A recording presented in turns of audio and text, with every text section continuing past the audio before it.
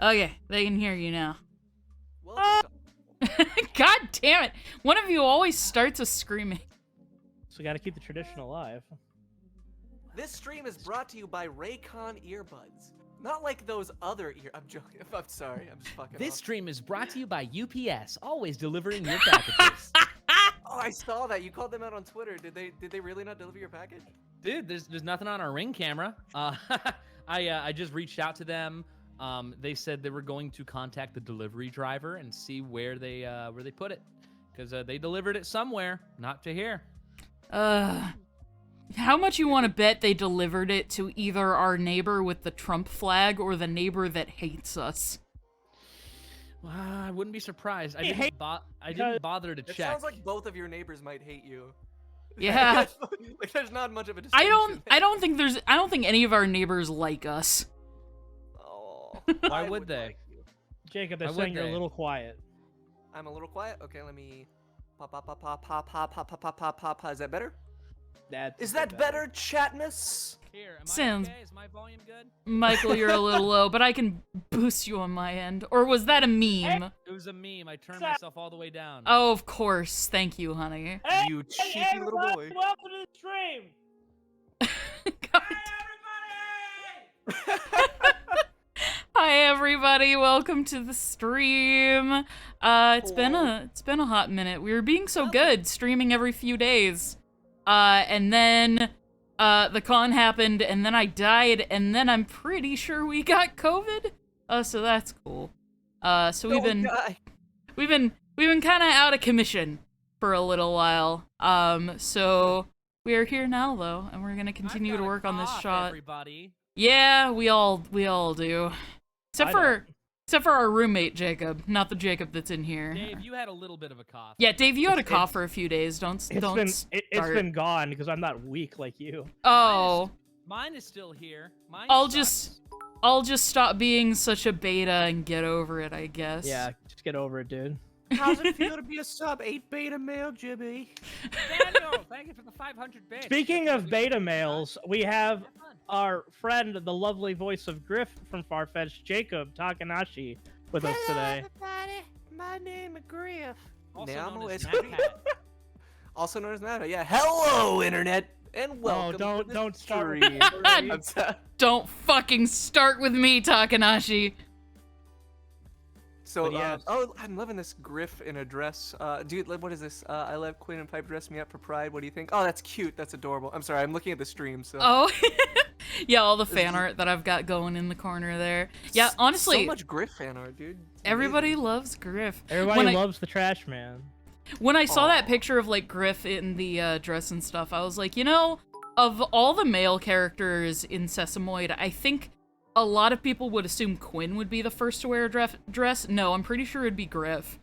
Like, I feel like Griff would do anything if it were to help his friends. If it was wearing a dress or wearing like nothing, because to him it would just be like, okay, I'm naked. Now what?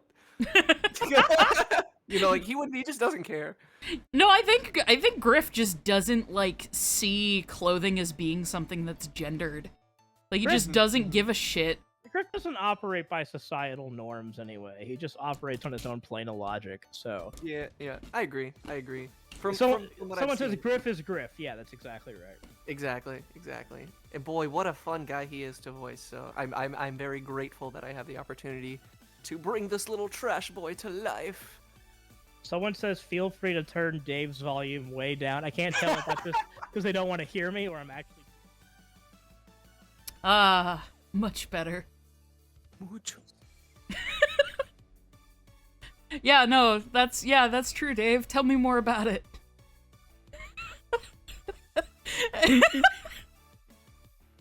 No. Hey, I see some big planets in the chat. What's up, DP? No, Sorry, guys. hold on. Let Dave continue. Dave, go on.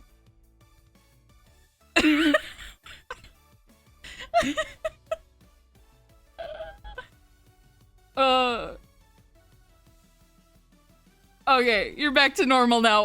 What were you saying? Thank God. Oh God! I knew it. I fucking knew it. Thank goodness, Dave Hackett No, is not stop! anymore. Fucking stop! Every time. Fucking earlier when we were setting up, Michael had his gain all the way up, so it was like echoey and shit, and he started fucking pretending to have gamer rage, and then dropped Mountain Dew and spilled it all fucking over himself. Yeah. The first thing Michael said in call today was, and then like all I hear is just this little splash. Like I got Baja Blast. Early, on my pants." Michael caught me because I was coming out of the bathroom taking a poop, and right when I came out, I just went, oh, like I was done, and Michael just saw me from downstairs doing that.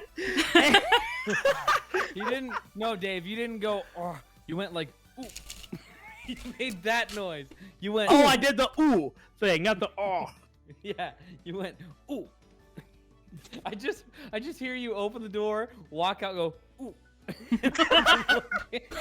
I told this story before, and luckily it didn't get picked up. But one time, I didn't know Michael was recording for one of his voice roles, and the bathroom that I was using was right by his recording space, and I had to pee, and I just went out of nowhere like Smash Bros. Just 3, 2, 1, go, and it just started hissing. Yeah, because the recording space that I use is like the wall to that and the bathroom are connected. So I can hear everything that happens in the bathroom, and everything that happens in there you can hear from the bathroom. And if someone's peeing or if someone flushes the toilet or uses the shower, you can hear the pipes and you can hear the shower and stuff too. Oh, they heard So my it's- pipes, all right. Oh yeah. So I was probably recording for Dragon Goes House Hunting at the time. So you're probably lucky that it didn't get picked up. Ashley. Oh no. Oh no. Ashley, I'm gonna call it out. No. There's another anime that I'm recording for that I can't talk about yet, but there's another one I was recording for, and I had to say a line. It was a really quiet line too, and literally while I was saying the line, Ashley was peeing in the bathroom that was connected to it, and you can't really hear it in the final thing, but it was happening at the same time, which is really funny. My pee made it into an anime. It did. I'm very proud. It really Now it just needs to pissed make it him into a- off. Oh, now it just needs to make it into a Toonami bumper, and we're good to go. Oh my god. I would my life's purpose would be fulfilled. But no, what I was gonna say is everybody in this fucking household just makes a bunch of random noises. Like last night, Michael and I were watching TV, and I just hear off in the distance, ah! And I'm like, oh, Dave's probably in a call or something or whatever, so I ignore it. Dave comes downstairs and stands in the hallway staring at me in the living room and goes, "You didn't respond." And I'm like, what? And he's like, "I called for you." And I was like, "You mean that scream?" And he's like, "Yeah, you didn't respond." And I'm like, oh my god, what are you... The other day, Dave was just chilling inside of the office, and we were trying to lure him into the living room. So we started playing things that would lure him in. So we were playing the DK rap on the TV. That didn't work. So immediately we're like, let's just play spaghetti again. And we You know, cranked it I up to full want fucking you. volume. Because I wanted to rush in, but I was finishing up a conversation that was actually important text-wise, and I was like, oh no. The yearning of the spaghetti again. Yeah, we were trying to summon you, but you just didn't arrive. I almost said you didn't come, but I didn't want to make it too easy. You didn't arrive. This is No, my that's what that first sound was. Ah! But anyway, welcome everybody to the stream. We're here. Yes. Prepare to get arrived. Dave capta-pilled. That's what this stream. There you go. Sorry, I'll leave now. Bye, guys. Bye. Bye, Jacob. Good seeing you. Jacob, why don't you introduce yourself to the folks at home? Hello. My name is Jacob Takanashi, also referred to by my parents as a mistake. I voice the character Griff in Farfetch'd. If you don't know who Griff is, do your research, look it up. Google him. He's a nice lad. Yeah. I run a Twitch stream called Dick Planet, and yes, it's spelled exactly how it sounds. Dick Planet on Twitch. Got twitch.tv/DickPlanet. It's a comedy variety stream where we have a bunch of pals. Dave, actually, I think both of you guys have been on the show at one point or another. Yeah. A few times. Yeah. Yeah, that's about it. That's all there is to me. Jacob is a wonderfully talented boy with an amazing I was about to say, singing Jacob, voice. I was about to say, you forgot the fact that you're like a fucking godsend singer. So Okay, well, I'm also a musician. I sing for a couple bands. If you listened, I don't know, most of you guys, given the fandom that's probably here, have heard me sing on that Metal Addict cover that Dave and I did. It's about a year ago now, huh? been about a year. Wow. Oh, yeah, so that's probably where you've heard me from. And if you're interested to hear how Griff, the guy I voice, will sing in Farfetch'd, that would probably be a good reference point because it's pretty similar. And you'll also hear in the medium, you'll get to hear his singing voice as well as the actual show, obviously. But yeah.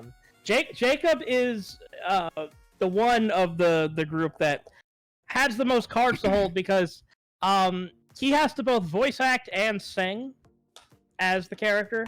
So And he also helps us write the songs. yes.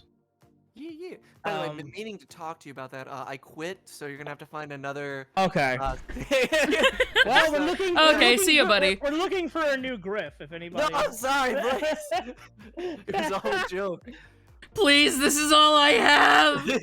You don't know what it's like out there, Dave. Those lonely streets of Dick Planet. Right?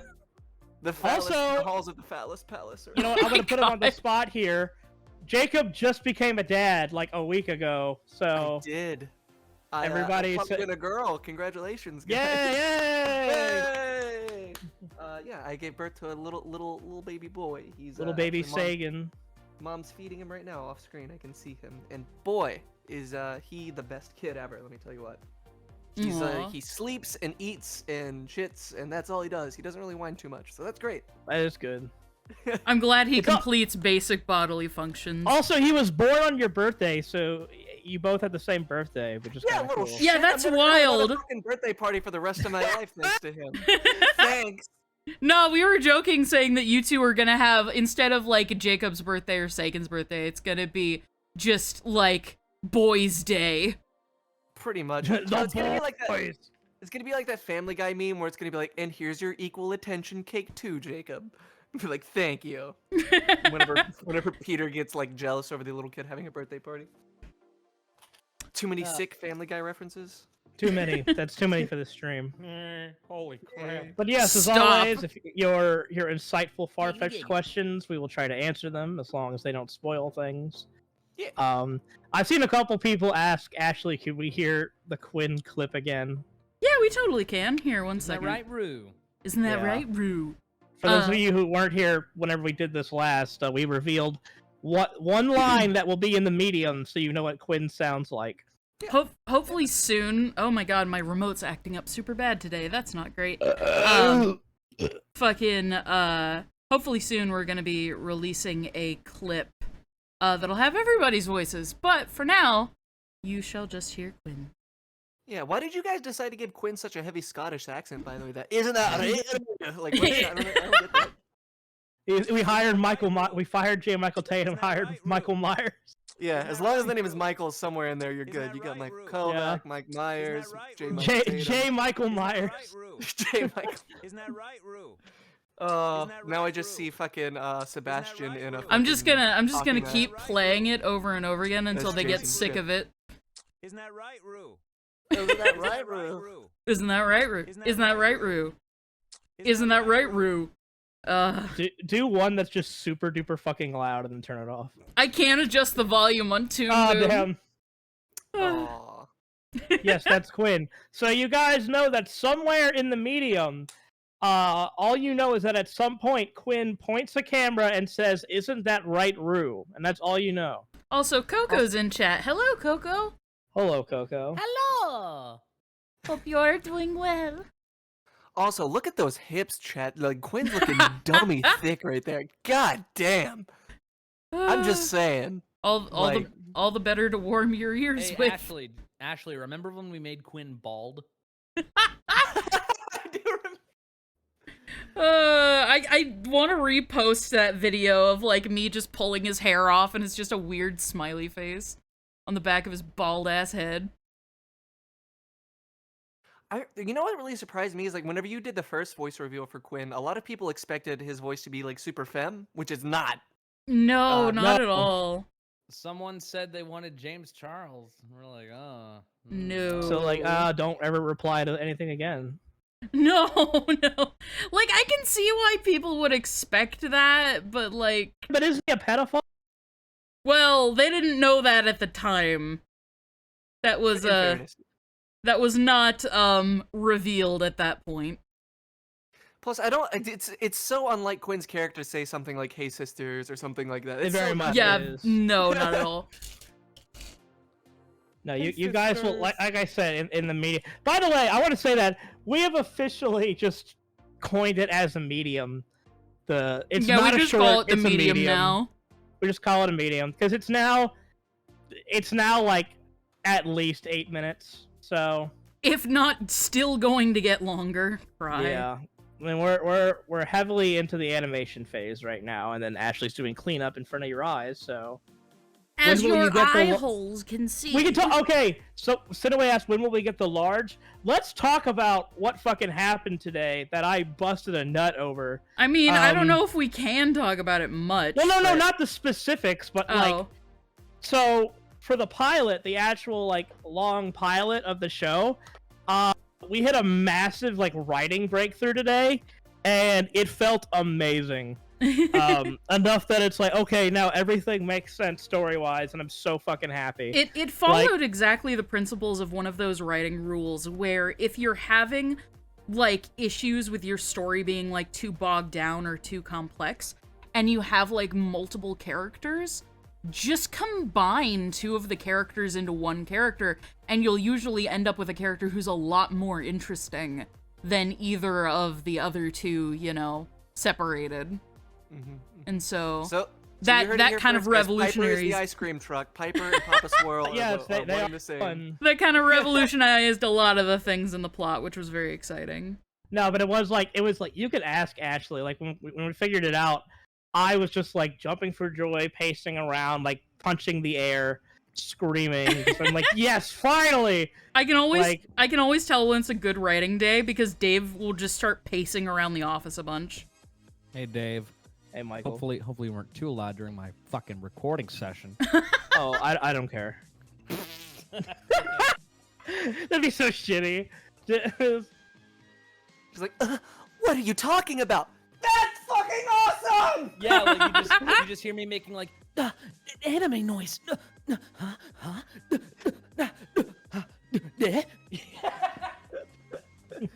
And then you just hear Dave in the background. That, I think I did do that noise at one part when we. Oh figured yeah, it you out. screamed at some point, and I was like, "Well, hope that doesn't pick up." I Oh, will say, goodness. Cricket screaming picked up. Cricket was screaming. Oh at the yeah, I door. tried to get her to stop. She's But just yes. a very excitable baby. But yes, if you guys have any insightful questions for us and for Jacob's here too, so Hello. feel free to give them to us as you watch Quinn be cleaned.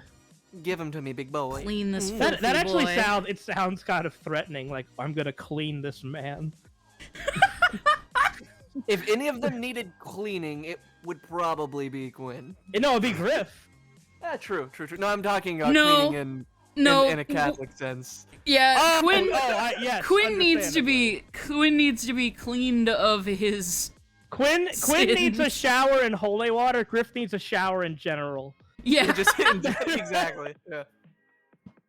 Also, I wonder, like, I guess, and feel free not to answer, because I know just about as much as the script as the audience does. Yeah. Will Griff's scent ever be like mentioned? Will it ever be like, oh, Griff, you fucking reek, or anything? His Like that? scent. His scent. Or I does part he of have a me thinks naturally that good smelling the thing? group is so used to it that it's like it's like you don't even it lingers, but you're just okay with it, you know. Like It lingers. I'd like to think he smells like a pine tree or like some natural scent that just doesn't reek awfully. I don't know. yeah. Maybe that's just me, but it's He- still dirty. His like, I would natural lick a pine tree. musk. Yeah. I mean, I can tell you that the ice cream truck stinks because it's like from the 70s. It's got asbestos and all kinds of shit in there. Yeah. Does Ashley. Hmm. Oh no, go on, Jacob. I'm so sorry.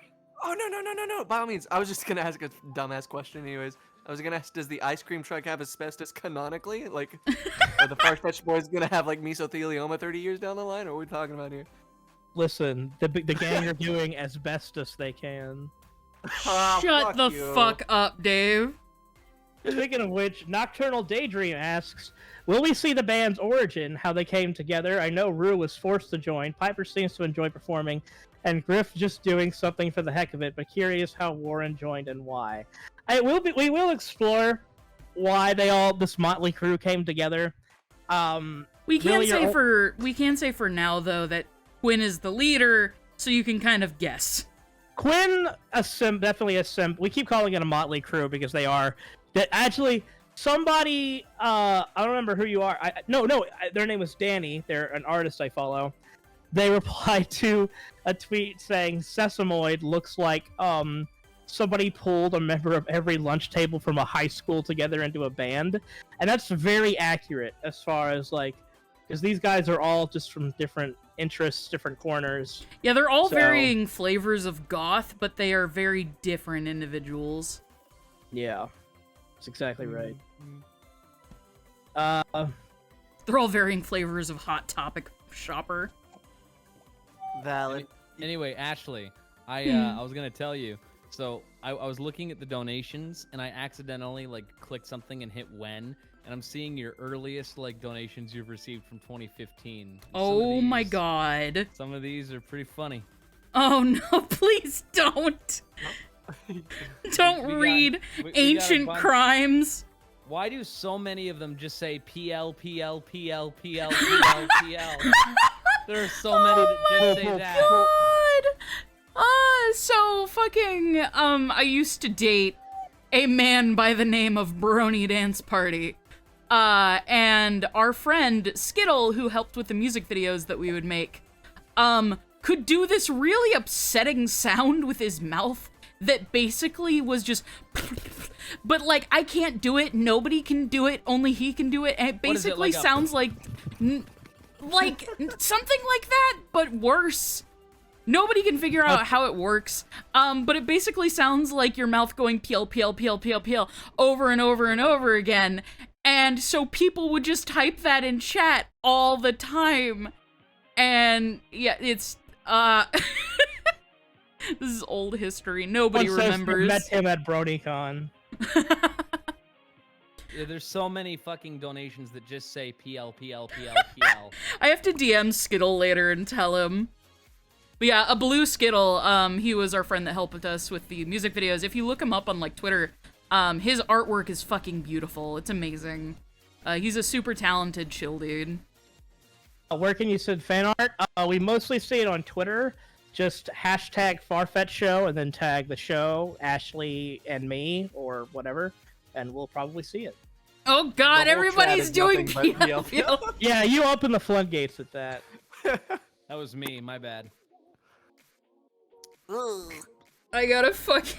I really want to know what it sounds like. Hold on. I'm gonna link. send that to Skittle. Oh, that is it. That is totally it. That's I love the 16 seconds of fucking video. Piper image of Sir. This is a McDonald's. They pretty much captured Piper's energy there pretty well. Yeah. I think that's something that's about right. Like just fucking okay, sir, this is a fucking Wendy's. Sir. Sir. Sir. Sir. Please no. Sir. I think PL was the O Ashley of like those days. Excuse me, sir. Sir. Did anybody else just hear Sound of Silence? Yeah. Oh no, that played.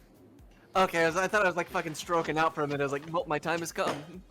The Grim Reaper's come to fucking. Excuse me, ma'am. License and registration. Wait, you guys heard that, but I didn't.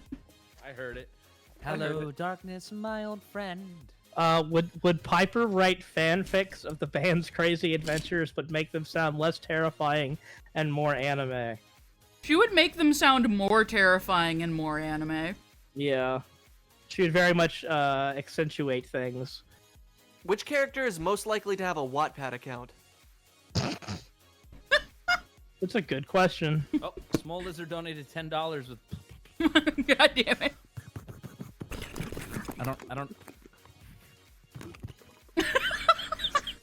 Oh, you're giving me fucking like PTSD. Hold on, God. let me try it. Did it sound like this? But no, fucking Piper and Rue would absolutely both have Wattpad accounts. Okay. I I might just have hear Michael angry gargling in the background. Oh yeah. So I might have forgotten, but does Rue have a thing with horror movies? I swear I read that somewhere. Rue has a thing with very cheesy, corny horror movies. Like she likes the very kind of goofy ones because she likes like the so bad it's good stuff. Yeah, Rue is kind of like a scaredy cat. She's a bit of a big baby. So she can't handle like the super scary stuff. So she likes watching like corny scary stuff because it helps her feel like better and not as scared. Like the crawling spleen from Angry Beavers or something like that. Yeah. Yeah. Crawling spleen. Rue, basically, which is to say, Rue is baby. Yeah. Cherry asks, question for the VA of Griff, which is you, Jacob. Okay. Which character other than Griff is your favorite? Quinn. If you're talking just Sesamoid, Quinn. If you're talking in general, I cannot name them yet. Oh, okay, I know your answer then. But in Sesamoid, definitely Quinn. I like his confidence, and I wish I had it. Because man, nothing could get that dude down. My favorite is Warren.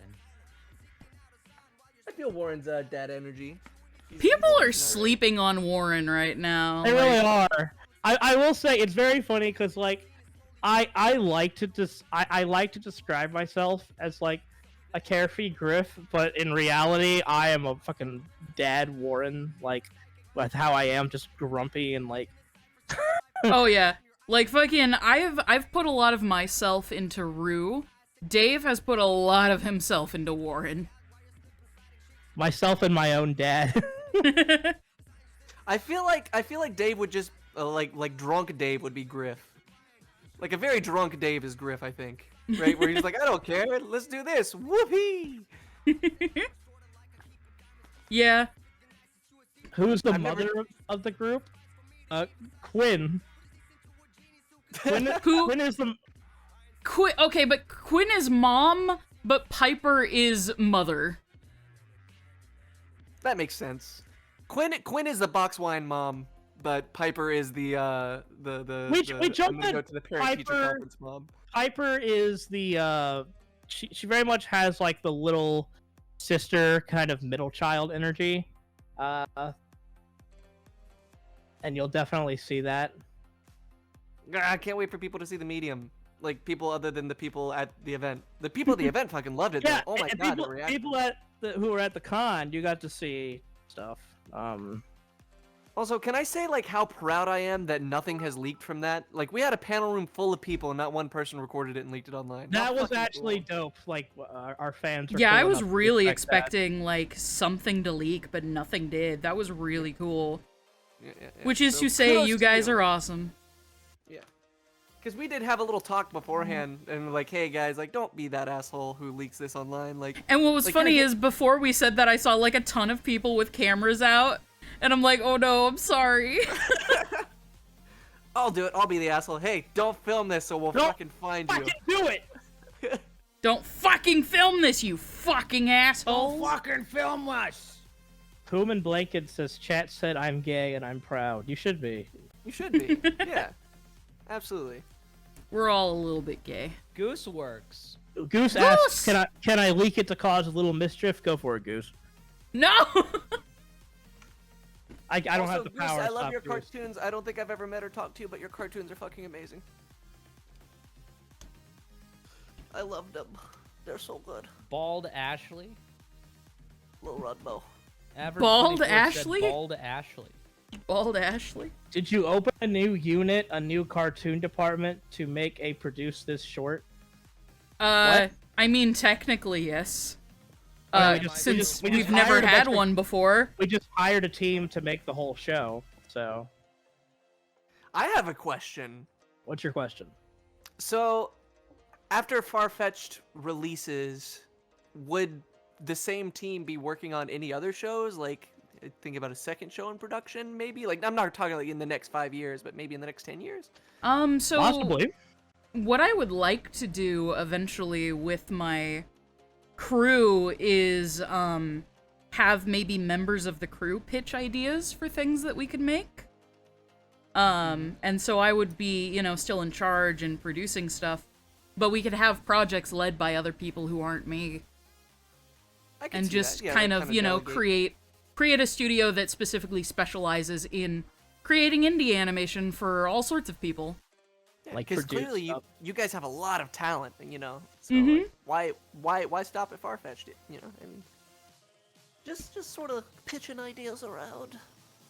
And I definitely, guys- oh, sorry, I was just gonna say, I go definitely ahead. have other projects that I have in the works, like, very loosely, quote-unquote, in the works. I'm just getting, like, story ideas down and, like, some light early character designs and concepts and stuff. But there's a lot more things that I want to do and make, outside of Farfetch'd. So, I feel that. I'm same. yeah. You can I feel expect that, I more. feel that. Do you guys have a plan for the overarching story? Yes, we do. There is a very big overarching story to this series. You would be So- surprised how much they've figured out about this story already. Like, they've really put a lot of work and a lot of It's effort gonna into get building it. weird. I'm so excited. I can't say anything, but holy fuck. Holy fuck, I'm so excited for you guys to see it because I'm excited to see it. Like, it's legitimately, like, I know I'm in it, and that's one thing, so I would, of course, I would watch it, but, like, I would watch it even if I wasn't in it because the story that I know, fuck, dude, it's so cool. Like, Dave, I don't see how that shit just falls out of your brain. That's some, like, fucking I mean, Spielberg level shit.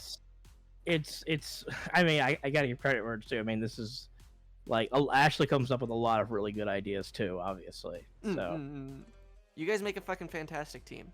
yeah. I mean, it really is just like we'll just toss shit at each other, and we found the weirdest shit is the stuff that sometimes it's just too good to go in. How you the know? story stuff tends to go is I'll come up with a really, like, weird or out there thing, and I'm like, Dave, how do we make it work?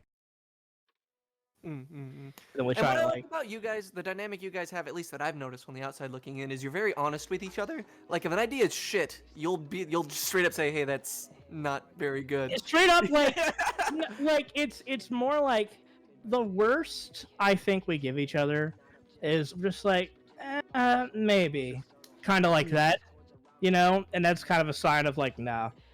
Yeah, Well, like that's a dynamic we'll to be have. real with each other and be like, nah, man, that won't work. Yeah. Which is a great dynamic to have because, like, I know this is gonna sound pretty bad, I guess, but like I want to be nice, right? I want to be nice to everybody. But if something's like inherently bad and like you've got a whole team of people devoting a lot of time to what you think is a bad idea as a creator of the show, I mean, I think it's really healthy that you guys have that kind of dynamic. You know what I mean? Where you can just be honest with each other. It's like I don't really. Oh don't yeah, no, jive with being that, able man. to be, like, completely honest with each other is, like, super fucking important when you're making something like this. But also, like, on the flip side of things, if one of us has an idea and the other's not sure, we're always just like, okay, I'm not sure, I can't see it, but, like, you know, give me more details, like, give me more examples, like, tell me how you think this would work. Like, let me Yeah, hear so it the- out. Ashley, what you drawing there? Somebody I just said, looked over at the somebody screen. said bald Ashley, and so I was like, okay, bald Ashley. Yeah. Hey Ashley, what you drawing there? Nothing, don't worry about it. Just looking over there. Hey, what's going on over here? Will you do a honey cast with all the characters of Farfetch'd? Yes, absolutely. Yes, we're gonna have all the voice actors, all of Sesamoid, and a few new surprises eventually. All of people. Sussy Sesamoid. How's production been going? It's been going good. We're in the animation stage, trying to get this thing done. It's a very weird time because, like I said, we're in the actual animation production, like cleanup stage, and then at the same time, we're also working on writing the actual pilot so that we're kind of ahead of the game. And and then we're working on a bunch of. We can't say anything, but we're also working on a bunch of music stuff for Sesamoid the band in tandem with the show. So Oh yeah. there's a lot going on. There's a lot going on both for the actual series and extra stuff. Oh yeah, did you So- mention that we're also working on revamping the Patreon? Oh yeah, we're also and this is actually going to come out Sunday. This Sunday, we have reworked Sunday. Ashley's Patreon is now fully a far-fetched Patreon. That if you would like to support us making the show better, faster, stronger, other Daft Punk memes, we have some fancy new tiers with a bunch of rewards for the show for you guys. And we'll be launching that on Sunday for you to check out.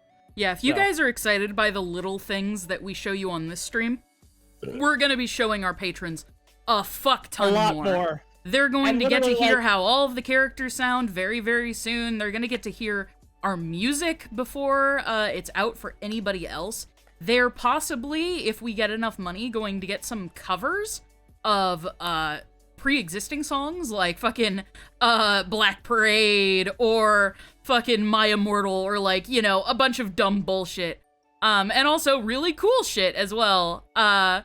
And yeah, like if you're a patron, you'll get to see the short a week early before anybody else. So yeah, patreon.com/Ashley Nichols Art, I believe. If Yeah, somebody could there grab are- the link. There are going to be 3 tiers. The $1 tier, which is called Dubious Dudes, you'll get your name in the credits for every episode of the show, and you'll get access to all the behind-the-scenes posts, blogs. For $1, you get a fucking lot. Just for $1. For $5, you're gonna get access to like a Q&A thing, and for $10, you're gonna get a week early access to all the episodes. So, and there's a lot more stuff too if you go on there. But yeah, we definitely wanted to Holy make this. shit. We wanted to make Yes, this you like, guys. you know, like people interested, kind of low cost. Yeah, we we really want wanted- to make this show as good as we can. We, you know, animation is very expensive and it's gonna take a lot to get this show, like, made. But we also wanted to make sure that even if you can't afford a lot, you can still, you know, get in and see updates, like, behind the scenes and updates on the show and everything like that while supporting something that's really fun and cool. So if you can just spare just $1 a month, you get a fuck ton of content every month. Yeah, you get to see this. So if they get to hear the voices relatively soon, can you share some of those shit posts that we've been making to the Patreon? As as soon because once the voices are revealed, you know. Oh yeah, absolutely. What's great is in our work server, our voice actors will just hang out all the time. And our artists will make like shit posts and then our actors will just dub it for the fuck of it, and it's amazing. So if you want to hear me shout at Jonah about Pokemon, donate $1. Let me go back here. A lot of questions. What should I do with my 6-foot tower of Baja Blast to knock it over? Oh hey, Discord. Thank you for the 5 gift subs. Oh, what a nice lad he is. Someone says, goodness! Thank is Sesamoid's first album going to be called Are you Open howling at the moon? Sesamoid? No, but that's brilliant. Of course, none of you heard it because Michael was talking. I'm sorry. I'm working on it. For some reason, you just had like the Chris Chanius inflection to your voice there for just a hair of a second. Oh goodness, that was not the intention. I'm working on it. We don't talk about that man. Or Or woman. Her? They've Yeah, transitioned her. now? she goes by she, her, I believe. Okay. I apologize. While I'm not a fan of Chris She- Chan, I was I saying do respect her pronouns. She is a Ashley terrible says person. trans rights. she is a terrible person. So To be honest, I don't know a whole lot about that whole saga. It's just constantly referenced on my fucking socials and shit. So I Oh, try yeah, to stay people away are from that, obsessed 'cause with there's her. Always, yeah, I try to the type of stay away person that I'm just like, I wish people would stop giving them attention and let them die. You know. well, there's that. But if Griff says trans right, dude, Chris says fucking yeah, fuck yeah, Griff says trans right. Fuck yeah, he does. Everybody's right. Everybody's rights. Everybody rights. I'm going back to the questions. Are the monsters in the show going to be inspired by real world monsters? Yes and no. I mean, what do you mean by real world monsters? Oh, that's a good point. Yeah, there are no real world monsters except people. Do you mean like cryptids? No, they mean like James Charles. Oh. On this episode of Sesamoid, on this episode of Farfetched, the Sesamoid gang kills James Charles. Hey, I'm here for it. Fuck Sorry, I'm James adjusting Charles. my gain. I'm sorry if I'm louder or quieter. I apologize. How fucking dare you? How dare you? So, What? somebody asked, do you plan to make a whole season and release it like what Has Been is doing, or release one episode at a time? It's going to be one episode at a time because we're trying to make this thing completely independently. Yeah, like, I'll be real with you guys. It's gonna cost us, at minimum, probably in the 6 digits per episode. So we're only gonna be able to release them one at a time. Yeah. Yeah. Unless we do Kickstarters, which we might. Because our plan straight up is we've made this medium and we're gonna make the pilot, the full like 20-minute pilot, completely on our own. But at that point, if people like it, because we want to make a whole show, we're probably gonna need some help through the Patreon, possibly Kickstarters, streams. You know, we're probably gonna need some help financially to make this show if we want to keep it 100% independent. Yeah, and like, the thing with animation is it's stupid expensive. Like an episode of a TV show is at least $5 million. Yep. Like an animated TV show, that's $5 million at least. And we're going to be spending a lot less than that, but even a lot less than that is still a lot of money. And we want our team to be paid very well for their work. So, like, sure, could we make it a little bit cheaper? We could, but we respect our artists more than that. Like, indie animation is made a lot cheaper than TV animation, but that doesn't mean that our artists should be struggling to feed themselves. No. And so we've got to kind of find a balance. And you And also have to... Oh, no, go ahead. I will say this, and not to dock you, but Ashley, like, paid me fucking well above industry rates, and this is my first fucking show. She didn't have to do that, so I'm super grateful for that. Thank you, by the way. My policy is with voice acting, if the rate for one of our voice actors is one rate, then that is the rate for all of my voice actors. I don't... it doesn't vibe with me to pay one of my actors way more than any of my other actors that are doing the same amount of work.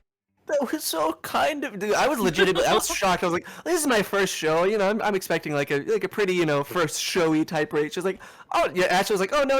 Like I've got like professional voice actors on this. I'm not paying you less than them." I'm like, shit, really? Like, okay, thank you so much. Apparently, I pay more than Netflix does, so that's something. Yeah. Fucking, you treat and us that all very isn't, well. and that isn't to say that I pay like a ton. Or at least in my mind, it's definitely what my actors deserve. It's just say Netflix doesn't fucking pay their actors. Yeah. The username asked, are there guns in Farfetched? Yes? Yeah, look at fucking Yeah. Warren's arms. Yeah, there you go. He's got that, Warren is like, I guess what you guys have been referring to as anti-himbo, right? Like, he's got the bod, but he's also got the brains to back it up, right? Yeah, he is strong, but he is not dumb, and he is not nice. Oh Yeah, yeah. we jokingly call Warren an anti-himbo because he's built like a himbo, but he is actually very, very intelligent. I'd say he's the smartest one in the group if I had to pick it. Honestly, yeah. Oh, absolutely. Ashley, That one Kalisto said, Ashley, how about an episode made in traditional cell animation, animated on 60 frames per second? I would rather die, but an episode or like part of an episode animated on cells, fuck yes, I would love to do that. Like, I've been pitching all sorts of like ideas for like things to do because like I love the medium of animation.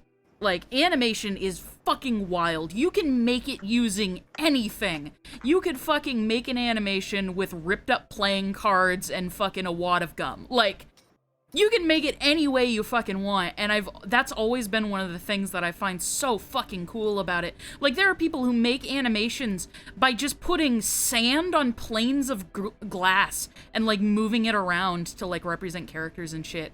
Or, like, fucking painstakingly painting frames upon frames upon frames. It's so fucking cool. And of course there's 3D, there's stop motion, there's just everything. And so one of the things that I really want to do with this show is like do some tributes to various forms of animation. So I'll pitch to Dave. I'm like, hey Dave, what if we animated some of it on cells? Or what if we used like paper cutout animation? Or what if we did stop motion? And Dave is like, Ashley, where the fuck are we gonna find people to make this? How are we even going to do that? Where is it even gonna go in the story? And I'm like, I don't know, I just want to do it. The thing is, you know, the way we operate is that Ashley is way more on the visual side of things, and I'm way more on the kind of written and auditory side of things. The way we describe it is, if you hear it, that's Dave. If you see it, that's me.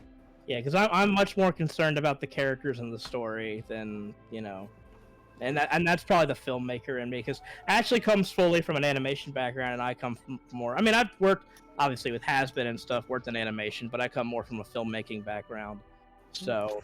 Hey, I went to film school, and then I dropped out. I will say, I wanted to reiterate something from earlier, because I saw a few questions. So, the money that, when we say, goes into how much animation costs, you have to keep in mind, that's not just actual animation. That's every aspect of the production, including voice acting, writing, character design, music, props, comp, like everything, every aspect of making a show, especially an animated show. Yeah, like the actual budget for the actual animation, like, or the animation itself is a fraction of the cost. Like, you have to, like, it's character design, it's fucking, voice acting, comp, music, boarding, concept art, it's everything. Like, I think just the character designs alone were, like, 5 figures at least. And thankfully, but man, are they pretty. Like, you know, it's very expensive, especially when you have a huge cast of characters and you want to put them in different outfits, you know, to keep things, you know, alive. And I try and do as much stuff myself as I can to help with the budget, but if I could, you know, hire somebody and give them work and they can do a better job than me, I'm going to. I'll save the budget when I need to, but, you know, it's a balance. Not at the sacrifice of quality, though. Yeah, right? I don't... Like I never want to sacrifice quality. That's the main thing. It's like, we don't want to sacrifice quality over quantity with this show, even though we know, you know, the story we want to tell and the episodes we want to make. We want the episodes to be best, not just pumping shit out to pump shit out. So... I just want to clip you saying pump shit out. I'm sorry! I'm horrible, I apologize. Also, I misspoke. It wasn't like 5 figures, it was like 4 figures. But still, that's a lot of money. Thankfully, I won't have to pay for character designs for the, you know, original main cast ever again. That's just an initial upfront cost. But it's a cost. What about the time skip, where they're 30 years old and washed up? So that you were talking about like different forms of animation and everything like that. So there needs to be one episode where they all like end up in a fucking desert, like doing peyote by accident, and then fucking The animation style just changes like every 2 It seconds. turns into fucking Beavis and Butthead to America. No, it turns into that fucking like ending scene in the Invader Zim movie. Oh yeah. Yeah. I can No, what see you that. need to do is you need to make an episode where all of them become children, and you have the fucking like kindergarten episode that everyone loves. Far-fetched Where they're not babies! Oh, that's my time, folks. Looks like I'm heading back to the meat market. Quinn in a diaper. Michael! Works as an adult too. Far-fetched. Fucking. I didn't like it on Twitter, but I hope the person who made that tweet is here. Somebody made a tweet saying, "What's that new show Ashley's working on? Fart Fetish?" And I fucking lost it. I was laughing so hard I cried. I was like, "That's amazing." I made a joke tweet where I just said more like fart fetched, am I right? And everybody was like, Dave. I can't wait for my show, Fart Fetish, to come out. It's gonna be amazing. Listen, if I can't make fun of our characters, then fucking what's the point? Like what's the point? Right. If you can't make fun of your own show, there's no point. Yeah, if people fucking treat their characters like God, have a weird complex. So, Dave, question. yes. If Farfetch'd had a video game, what would the first level be like? The first level would be you'd have to play as Rue jumping on platforms to get Kira down from a high place, and then the second level, I want it would probably be the Papa Swirl jingle as the Atari music. Can little Papa Swirl heads be like your lives? So like up in the top right hand. Oh my god. That'd be cute. What do you collect? Like what like Sonic has rings, Mario has coins. You know, what would you collect in the Farfetch'd video game? Little guitar picks. Rule 34 fan art. No, stop! Yo, speaking Little cum of blotches. that picture of Warren earlier. Yeah, Goddamn.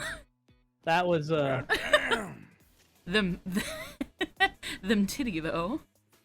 This is my kingdom come.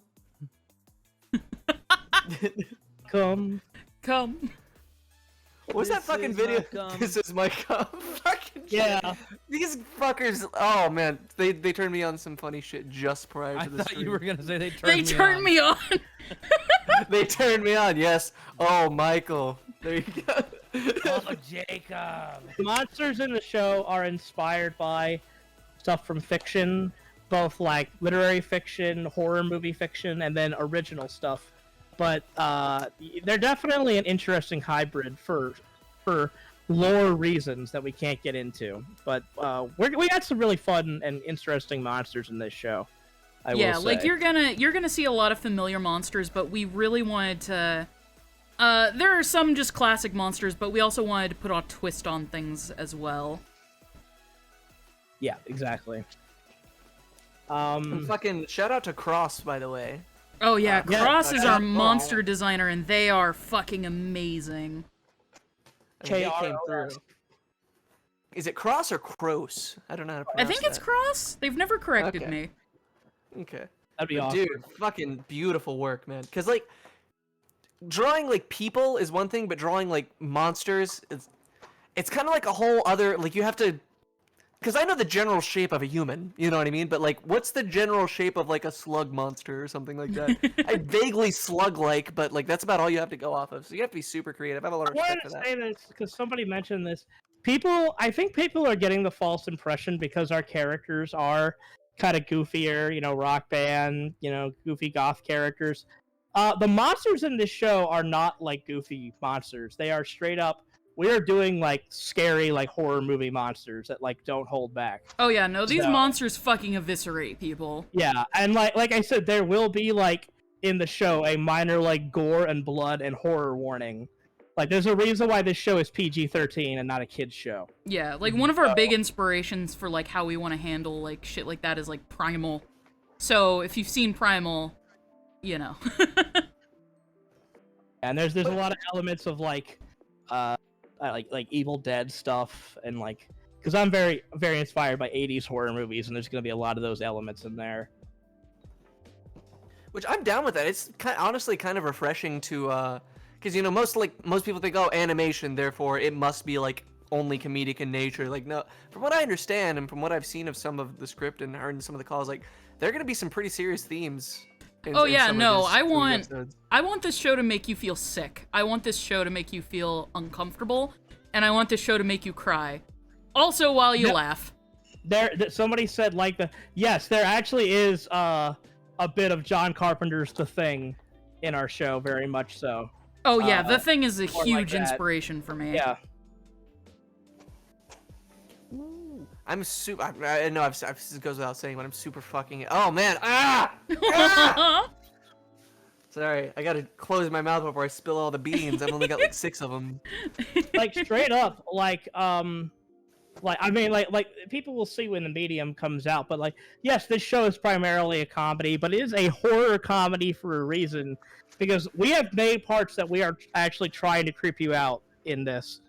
And, whether we do that or not will be on how it comes out. But, yeah, there's going to be some tension and scary scenes and, like, kind of over-the-top kind of gore and, like, horror stuff in it, along with the jokes and the music and the Quinn, so... I will say the medium... I will say the medium is a little bit, like, less scary than, like, we want to go further on in the show. We're starting out a little bit gentle. They always do. They always do. It's very, like, honestly, it's very, very weird because, like, yes, technically this show is, like, an adult animated show, but it's also, like, it's only because of, like, there's a little bit of cursing and it's, like, the blood and gore. But honestly, like, we keep saying that, like, this is a PG-13 show, as in, like, if you're over the age of, like, 13, 14, you'd be fine to watch this show. Like... Yeah, there's nothing, like, there's no sexual content. There's no, like, drugs or fucking, excessive, like, adult-y things other than gore, but most kids see plenty of that in video games at that age as it is, so... It's not really a huge deal. When I grew up, like, my dad showed me Terminator when I was 10, and I was fine. It's kind of like that. I can see that. That's a good description. Ooh, but will Jay Leno be in it? No. Daniel gave 100 bits and said, I know that you're talking about the horror director John Carpenter, but the way that my brain is wired, every time Dave says his name, I just think of the first winner on Who Wants to Be a Millionaire, John Carpenter. That's kind of sad. I'm amazed you remember that. That's a very obscure fact. I remember that too. John Carpenter, dude, he was a tax man. He worked. How do you know that? Because I fucking love the clip of him. Because he fucking on Who Wants to Be a Millionaire, he's the first winner. He never used a single lifeline. He used his first lifeline on the final question to call his dad. And oh wait, I remember this. Dude, I remember that. That was John dope. Carpenter? I didn't realize that was the first ever winner. Who was like a tax man. He fucking like used the last lifeline to call his dad and be like, "Hey dad, I don't actually need your help. I just want to let you know I'm gonna win the $1 million." That's so cool. What a Chad. How fucking embarrassing would it be if you would have got the answer wrong? Can you imagine? That'd been awful. The Regis would be like, "I'm sorry, John. That's incorrect." Sorry, John. That's wrong. Holy shit, that was a good Regis filming. Wasn't attempting to. But thank you. Michael's just naturally gifted. It's almost like you're a voice actor or something. Like, we joke, like, in our show, like, because, like, there are a few dams, shits, hells, and, like, some of those aren't even considered curse words anymore, Like, I don't even know if damn is a curse word. But, like, we try to make the dialogue very natural, We've allowed ourselves one fuck per episode. Yeah, that's the thing. You know what? We should have just said that, because that'll clarify the tone. And it won't, obviously, it depends on how the writing of the episode goes, but we allow ourselves one fuck an episode if we want to use it. Or did we say And- one fuck per episode or one fuck per season? I think it should be per episode, and it should be a little Easter egg that people should like look out for. Find Yeah, the I mean- fuck! I mean, it not necessarily will be used, but it's like I said, it's like the PG-13 logic where you get one fuck, you know, and it's got to be for the right moment. Who's Like, the I- main swearer in the crew? Someone asked. Oh, God, Piper who's- so far!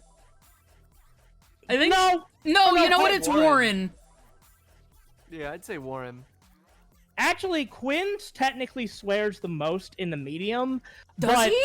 it's not like the worst words.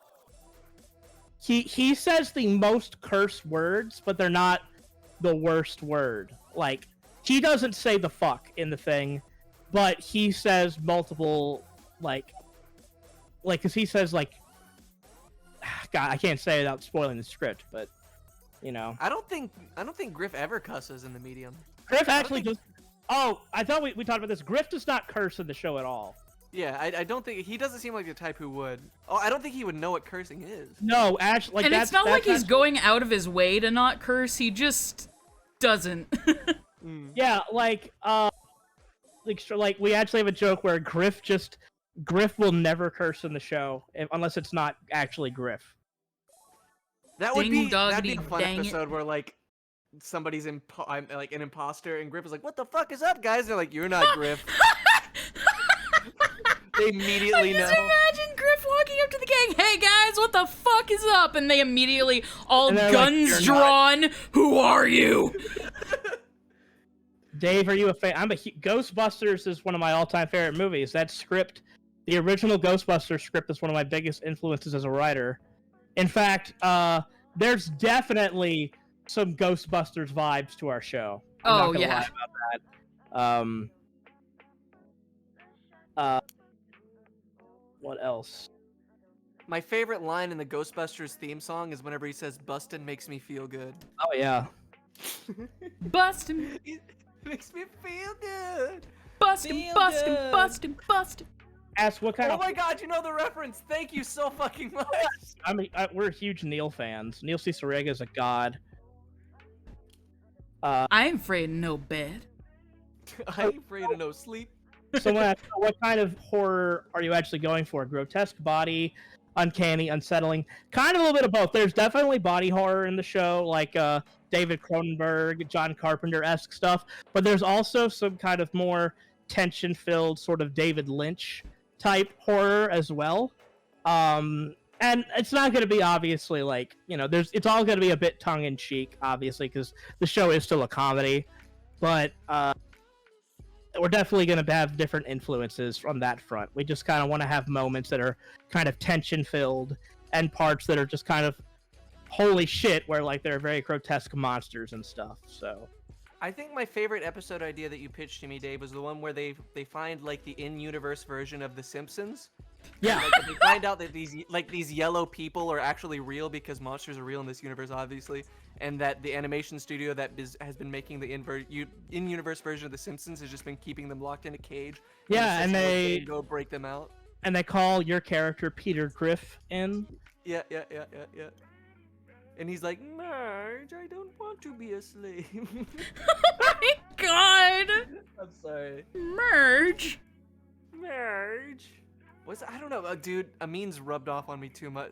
Well, not like that, but Oh, he has Amin's he? humor. Amin's humor has rubbed off on me too much. We've been fucking hanging and banging since AM, and just fucking everything's Simpsons with him, and it's fucking rubbed off on me. It's great. I have seen the Ghostbusters Afterlife trailer. It looks okay. For some reason, it takes itself really seriously for a comedy. And I'm hoping that it's just because they're trying to make the trailer look epic to get asses in the seats. But right now, I'm just like, I'll see it, but I don't really have any expectations for it. I don't like that they're treating the original Ghostbusters like it's some holy text. It's a goofy ghost movie about a it guy's is from a a bunch writer's of blue collar perspective. workers starting a startup. Like, It's a holy text from a writer's perspective, but it's very weird how, like, they're treating it by the vibe of the trailer that the original movie was some kind of, like, Spielbergian film when it wasn't. It was a fucking raunchy adult horror comedy that just parents of the 80s showed their kids. So it feels the trailer feels way more like a Stranger Things movie, not excluding the fact that Finn Wolfhard's in it, than a Ghostbusters movie. But I mean, it looks good. It looks visually very appealing. But I'm hoping that it has the actual deadpan humor and not just remember Mr. Stay Puft, remember Gozer.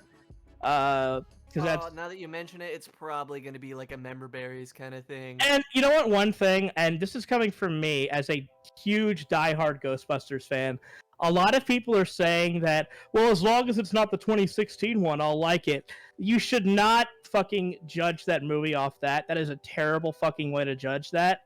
Judge it on its own merit. Because if I want the movie to be good, but if it sucks, it sucks. Don't say, well, at least it was better than that. No, just admit if it's good or not. I can agree with that. Remember Ghostbusters? I do Lonely Hearts. I do. It sucks because the original Ghostbusters genuinely is, as a writer, one of my biggest kind of influences as far as like how to structure a script. And God, they just won't leave it alone. Did you ever try any of that, was it Dan Aykroyd? Doesn't he make the Crystal Skull vodka? I have tried Crystal Head vodka. It's actually pretty good. Is it? I thought it was like a big scam thing. It's like triple filtered through diamonds or whatever. Yeah, it actually is very smooth. It's just kind of a weird transition from being a Hollywood actor to being a alcohol distiller. He always was. Dan Aykroyd was always kind of very conspiratorial and, you know, kind of off the edge on that stuff. The reason why the first Ghostbusters worked so well with the script is because Harold Ramis was there to use his comedy skills as a writer to balance out Dan Aykroyd's insane sort of crazy lore ideas. You know, so it worked then. I could see that. I could definitely see that. Did I like the 2016 Ghostbusters? I didn't like it because it was so fucking boring. And that's what I'm afraid of what's going to happen with this movie, too. Just by the trailer. It just looks boring. And I hope it's not. You know what I am looking forward to, though? The sci-fi original series for Chucky. That does dude! That does look like fun. It does look like guys, if you haven't seen it, go check out Sci-Fi's Twitter account. They're making they're bringing back Chucky as a series. I'm fucking excited about it. Oh hell yeah. Daniel says, Dave, did you ever play the 2009 Ghostbusters game? I did. It was all right. It was basically the script for Ghostbusters 3 turned into a video game. It was okay. Had some fun moments. I'm glad they got all the voice actors back.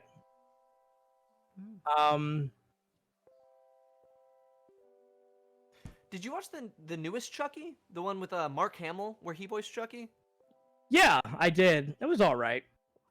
I'm kind of in the same boat as well. Michael, I know you're big into like voice actors and everything, and Mark Hamill obviously is a fucking god. Oh, among Mark men. Hamill's a legend in the voice acting scene. Yeah. Did you watch that film at all? I didn't. I haven't seen the original Chucky movies in forever, so I didn't really bother because I wanted to. If I see it, I want to see the originals again because it's been too long since I've seen them, and I want to, you know, maybe I should go see the new Chucky without, you know, seeing the originals in a while because maybe it'll be like a clearer, like less judgmental viewing, perhaps. I don't know, but no, I haven't seen it. Actually, I don't even know what Mark Hamill sounds like as Chucky in that movie. I haven't seen any of the trailers for it. Mark Hamill does a stellar job. He really does. He does a fantastic job as Chucky. I mean, he's Mark Hamill. He can't fuck up, right? He's talented as fuck.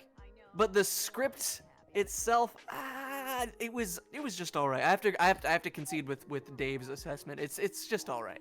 It's just part of that movie was the Bear McCreary score was the best part of that movie. The music. I will say, Mark Hamill. I don't want to spoil anything from the new Masters of the Universe cartoon, but I really am liking him as Skeletor so far. He plays Skeletor in that? Get the fuck out of town. He does, yeah. Oh yeah. Well, there goes my evening. I would definitely say the new He-Man cartoon is definitely worth a watch. I've been meaning to, but now I have even more of a reason to.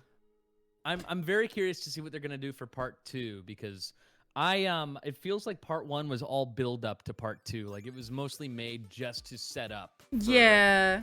'Cause Like, part 1 definitely is not like the meat of the story. That's all set up. yeah, it very Part much 2 is feels where like everything's gonna happen. yeah, it feels like a setup for Netflix season 2 always for does that. sure. Yeah. They Yeah. always do that. Like I watched Sweet Tooth the other day. It was really engaging. It was very good.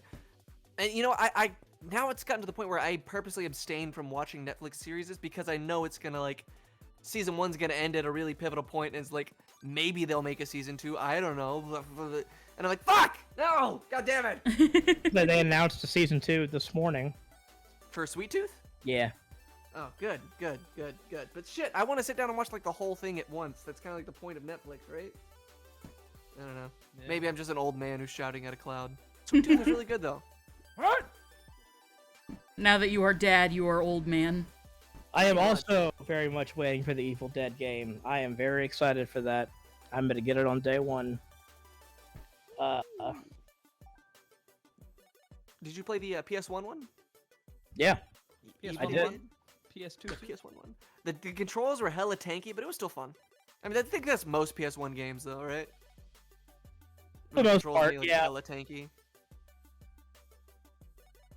I can't think of a single PS1 game that utilized dual analog sticks in a comfortable way.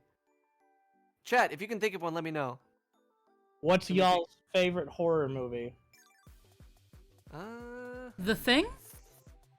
The Thing's a good answer for you. I like The Thing a lot. I always get torn on this because technically but it's also my favorite movie of all time in general is Evil Dead 2. But if I had to pick like a straightforward horror movie, it would be the original Texas Chainsaw Massacre.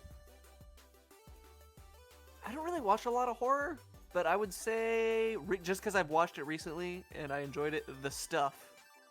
The stuff. I have a stuffed cup on my desk. Do you? I do. Yeah. Right here. It's where I keep changing. I think you were the one who told me to watch this stuff actually, because yeah, we were in a conversation. You'd said something about Chocolate Chip Charlie. I was like, that's a goofy name. He's like, it's Yep. from this movie. You would like it. Michael, what's your favorite horror film? The Thing. The Thing. Definitely The Thing. You're just copying my answer. No, it's Yeah, The definitely Thing- The Thing. You know The Thing is a remake, right? I know it is. I'm talking about Yeah. the... No, so- I'm just letting the audience know that. Yeah. So there's the original The Thing from... The Thing from Another World from 1958, I was I gonna believe. say 50s, but I didn't want to be wrong. It's from the And then- 50s. I thought And it was then from the there's the- 60s, damn. And then there's the remake, the first remake, which is from, what is it, the 70s or 80s? 80s movie with John Carpenter. That's the one Yeah, everybody yeah. loves. Yeah, that's the one that I love. And then I have not seen the 2010 whatever remake. The 2011 one, it was supposed to be a prequel, but they fucked it up because at the last second they pulled out all the practical effects they made for it and replaced it with CGI. So Yeah, there's a it's whole okay. documentary on that where they had everything made for it and they just scrapped it. Oof. You can find pictures of the practical effects props and shit online. They were amazing. Why do they do that? Because Practical Hollywood's effects just look so much stupid. Better. The CGI is elite. It's the best. I love CGI. Back when I saw the 3D art for the Papa Swirl truck and band instruments, I've been thinking about that one item that stood out to me: a black bat with pink tape and nails. Is that a background prop or a prop for a character? You'll find out what that's for. You'll have to see. But it was not a mistake that it was there. But you'll have I to see what designed that prop. You sure did. I think that and the amp are the only props I designed. You didn't even know The what. drums. I didn't know what an amp looked like. I Ashley had to- didn't know what a fucking amp looked like, so I had to literally take my fucking amp from upstairs and show Yeah, Dave her. just grabbed an amp and plopped it next to me, and he was like, "Draw Here this," you and I was go. like, "Okay." We're making a show about a band. You better know what a fucking amp looks like. I feel so bad. Fucking. We're making a show about a band, and I understand nothing about music. Ashley, what is the signal chain for a band during a live performance? What the fuck is a signal chain? About right. What do you mean it's a power? What equipment do they use, and in what order is it used? What is the process? Basically, yeah. Sound is going from where to where and hitting what first. What are your guys' thoughts? What are your guys' thoughts on Space Jam 2? I will not watch Space Jam 2. And I watched it. We didn't care for it. I refuse to watch it. I felt empty inside for like 99% of it. I refuse to watch it because it's a corporate cash grab from Hollywood to make nothing original. So that is to say, the animators who worked on it like did a bang up job. Like, it looks amazing. I really love the 2D bits. And you can tell LeBron James was really like putting his all into it. It's just nice that Warner Brothers spent millions of dollars to just show off all their IPs instead of giving new filmmakers the chance to make a bunch of original movies. Yeah. It's always nice to see a waste of money. Like I always feel bad talking poorly about a piece of media because I know all the people who worked on it probably like worked really hard, and I don't want to shit on their skill and their hard work because they don't deserve to be shit on at all. They did a fantastic job. It's just the reason that movie was made was just a shameless cash grab. Even more so than a lot of modern Hollywood films. I saw somebody in here saying, lol, like the first Space Jam wasn't made for money. This is why I'm so weird when people defend both of the Space Jam movies so much. Oh yeah, no, the first one was a cash grab as well. They are literally based off of Nike commercials. You guys are paying for commercials with just already established IPs and a famous athlete with no story at all. And I think with the people original, are so though, weirdly protective of it for some reason. The thing that made the original work better was that Warner Brothers, or whoever, I forget who produced it. I don't know if it was Warner Brothers or somebody. Whoever made it, whoever was in charge of supervising, didn't fucking care. So like everybody just got to go buck wild with it and like inject a lot more fun into it. And they didn't get to do that with the second one, and that's what makes it weaker than the first. They're both shameless cash grabs. That's the thing. The second one just feels like even more of one. That's the thing, is that like I didn't like the original Space Jam, so like I said, if you guys like it, you find solace and happiness in them, go for it. I would never knock someone by that. But to me, both the Space Jam movies are just a sign of how far Hollywood has fallen. Remember when movies were pieces of art? Yeah, remember when filmmakers and animators actually made art? Boy, that was nice. And not products. I brought up the Texas Chainsaw Massacre earlier. That's one of the most influential horror films of all time, and it was made for about $50,000. Just the other day... I'm sorry, I don't want to go on a tangent here, but just the other day, they fucking announced that Universal is picked up. They're making a new trilogy of the Exorcist films for $400 million.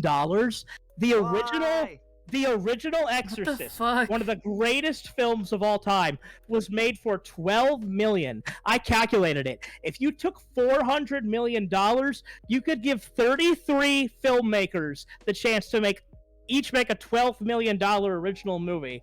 Just throw your goddamn garbage in the trash.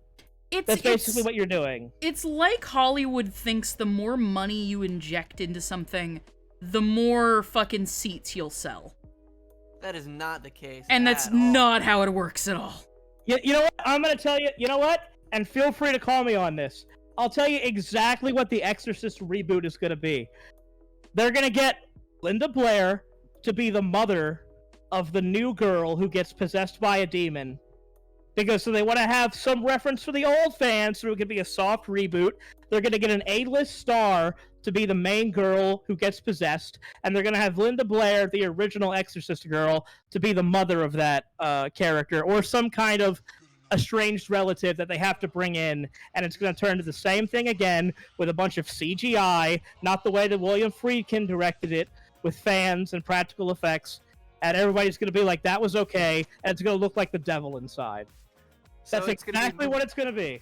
Millie Bobby Brown's the girl that's gonna be possessed. I'm calling it now. Yeah, you know what? There you go. Fucking Millie Bobby Brown. Not to say either her or Kaylee Hoddle, one of the two, because Kaylee Hoddle's a little younger. One of the We'll two. see. We'll see how well this clip ages. Somebody clip this. We'll check back. I bet you they're gonna have Jack Black get possessed. I mean, It's a I comedy. would now. watch that. I would watch that. I would too. Jack It's a Black's comedy The Exorcist. It's like, I'm the fucking devil, man! I never saw the Exorcist TV show. I heard it actually wasn't that bad, though. I genuinely don't think I'm gonna eat those words. I have watched for a while. Trust me, guys. I live in the fucking horror filmmaking sphere. I have watched how Hollywood's been handling things the last few years, and it's the same thing over and over again.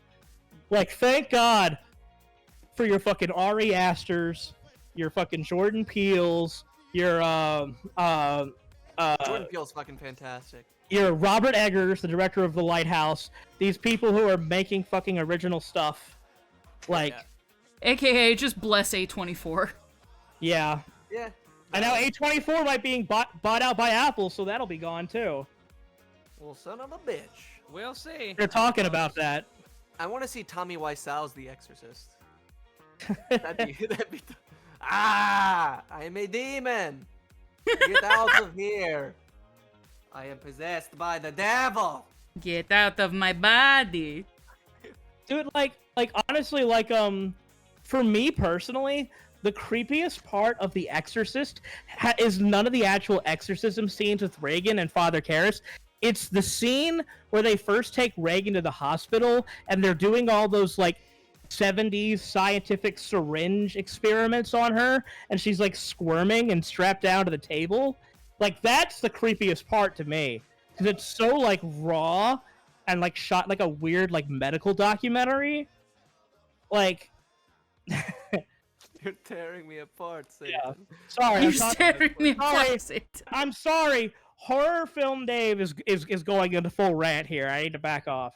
Because I love this. I love this shit, but you know, none of you care. You're all like 16-year-olds who like Hell Demon cartoons. None of you care about this shit. So, Dude, I love how passionate you are about it. It's fucking awesome. I wish I could be passionate about fucking anything. you have a That's son. dope. It's okay. Yeah, I guess. It's kind of cool. You have a son, your passion is dead. Yeah. I'm still a voice actor with an E, according to the Farfetch'd wiki. With E? Yeah, it's spelled, if you go to the Farfetch'd wiki right now, under GRIFF's thing, under voice actor, it's VOICEACTER. Actually, I'm a voice actor.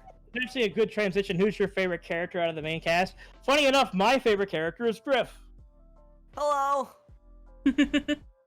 Also, I'm sorry. I know I'm being partly facetious. I know a lot of you care. I know I'm sorry. I'm being a jokative asshole. I shouldn't be. You little jokester, you. I'm sorry. Jokester? You like a joke? He make a joke. He make a joke. I'm You like animating a funny Amogus meme? Amogus. Amogus! Somebody very so. Are Somebody Griff read are that. Griff and Quinn friends? Yeah, I mean they're all friends. It's just that they all have different, varying levels of their relationship. Because here's the thing. Some of them are friends, and some of them are tolerant. But I will say this, is that everybody in Sesamoid does care about each other. Genuinely. They're a very fucking weird family, but they are definitely a family. And that's one big thing in this show, too, that, especially with Rue's story in this show, is that finding your own family is sometimes what you have to do in life. And she definitely does find it with this weird group of goofy goths in their ice cream truck. And she initially doesn't have a choice in finding that family. She doesn't have a choice, but over time she realizes that, you know, this weird Motley Crue family is better than her actual family. So, And Dave, I think you had mentioned it once in the past before that, like, if you had to peg who was besties, you would say that Piper and Warren were a good match, Rue and Quinn were a good match, and Griff and Kira were a good match. oh Yep. yeah. Besides Rue, Kira loves Griff. because Griff loves animals and creatures. Quinn and Rue have been friends for a long time, but Quinn is Quinn at the end of the day. Piper and Warren are very close for story reasons that I can't get into. But they definitely have a very kind of like older brother, younger sister kind of dynamic. I can't wait for you guys to meet the villains of the show because they're fucking. Oh, sick as hell. same. Everyone's like picking their favorite characters and like, I like Griff, I like Piper, I like what? No, wait till you meet the villains because you're all gonna like the villains. It's just I'm calling it now. Yeah, with one thing too, I want to point out because somebody asked earlier, it's like, so Warren is the strongest and the smartest. But Warren has a lot of his own flaws. He is way too quick to shoot down anything he feels like won't work. And also, Warren is very book smart. That's a different kind of smart. Yes, he's not very street smart, as you'll come to find out. He's not life smart. Warren also very much is the type that, for personal reasons, he doesn't like to take risks, and as a result, that's kind of why he needs somebody like Quinn in his life who pushes them. Because even though, Quinn can annoy the hell out of Warren respects him for the fact that Quinn has the confidence to just want to do what he wants to do, even if that's ill-advised, But yeah, all the characters have a lot of flaws, but you'll come to find.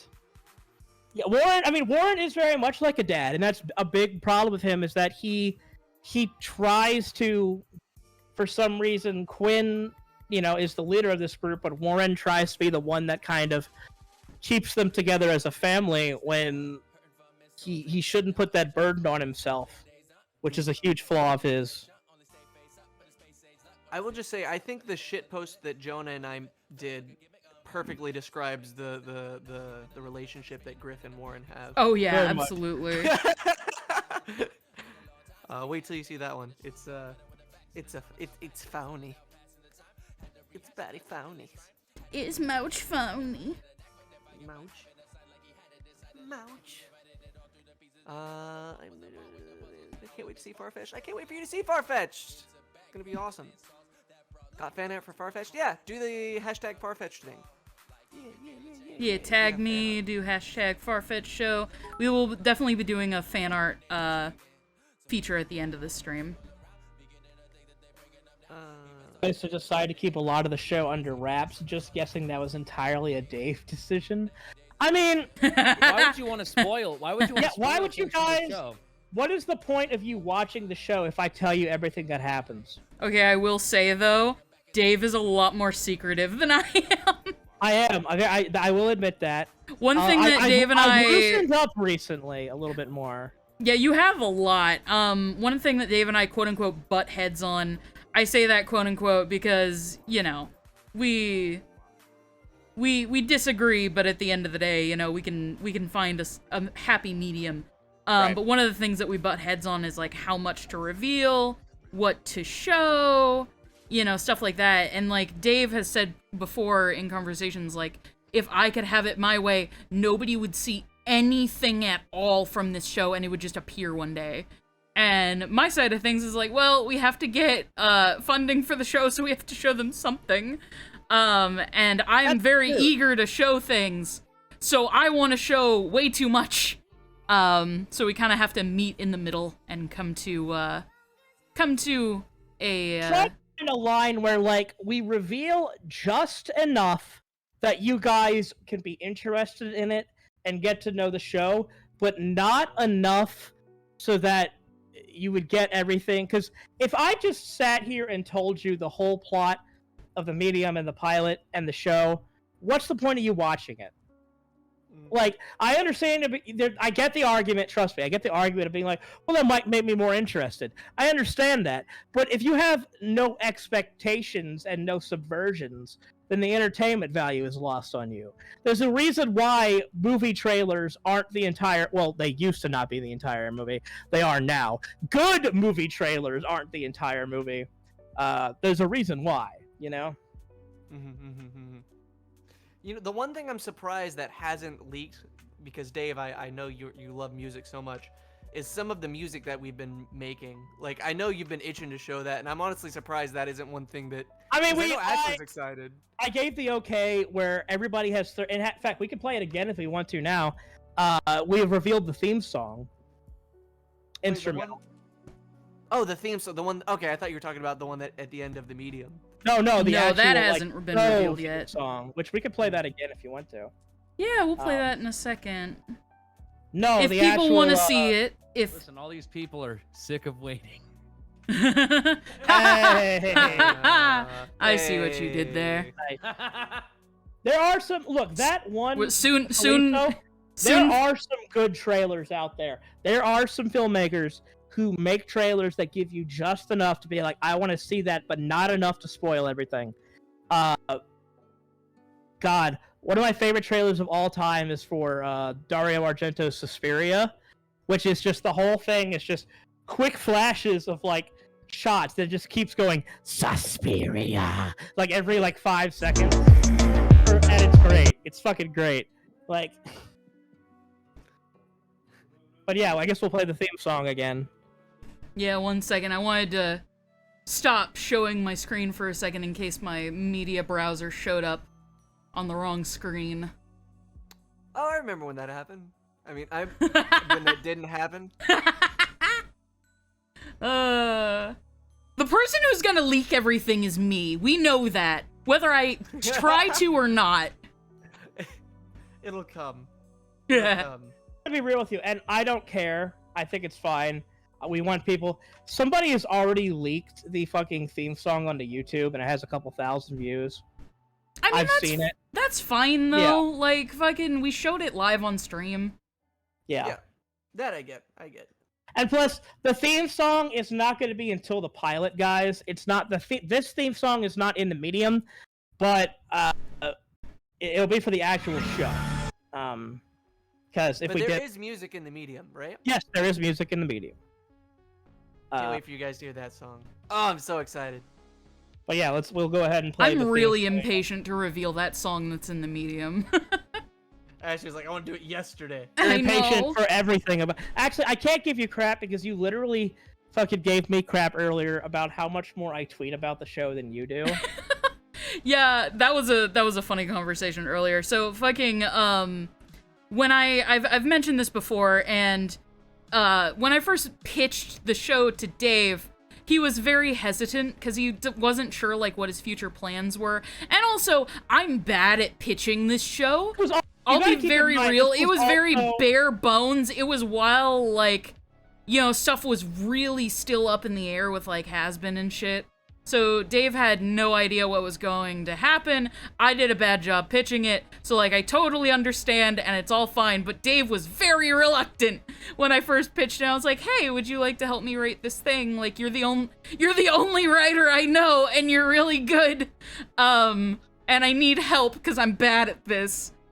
And Dave, you know, eventually was gracious enough to be like, "Hey, you know, let's make this a thing." A con too, and this was not.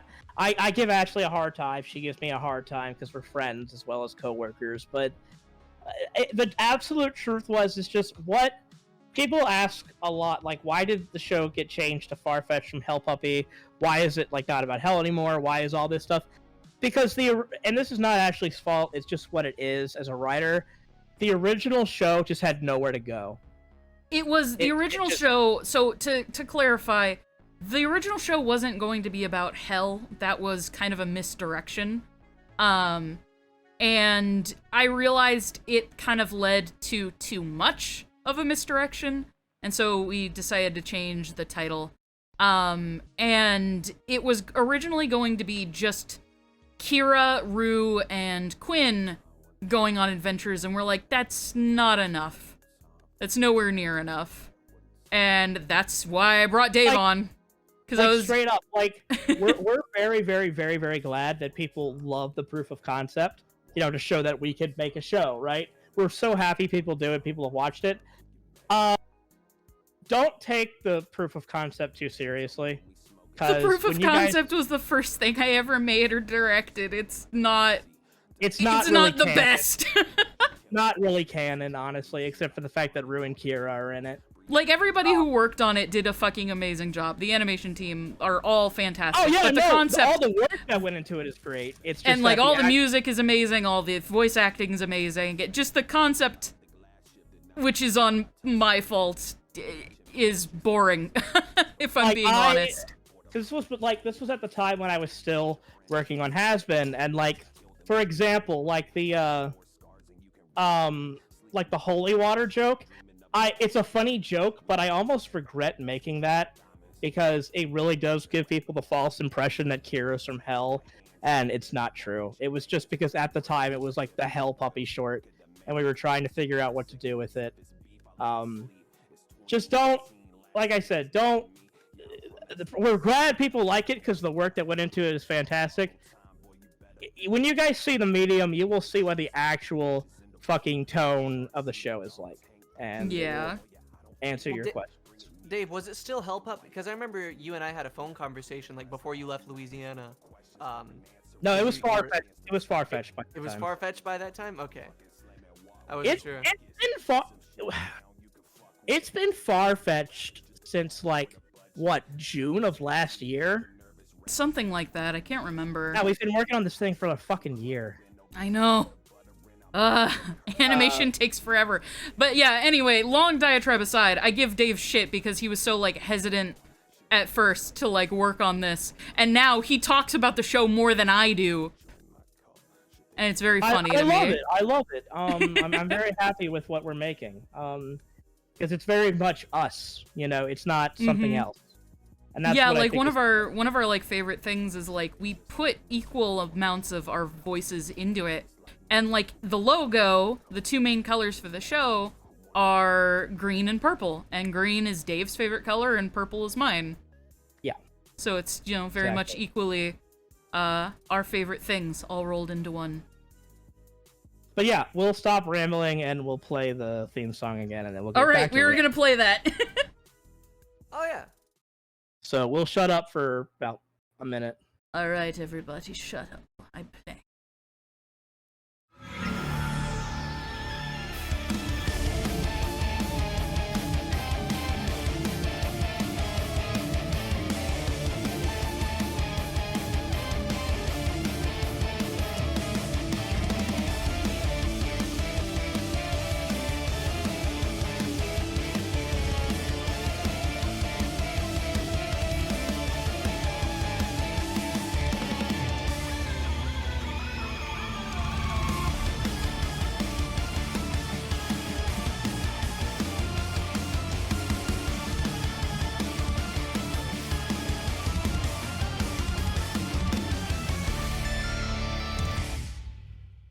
And that is the intro.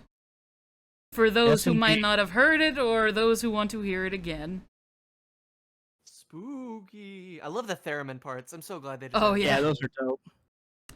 Who produced the music? It's sick. I almost said shit. It's sick. That was made by Hunter, our lead composer for like the band Sesamoid, and Adam, our lead composer for the score of the show.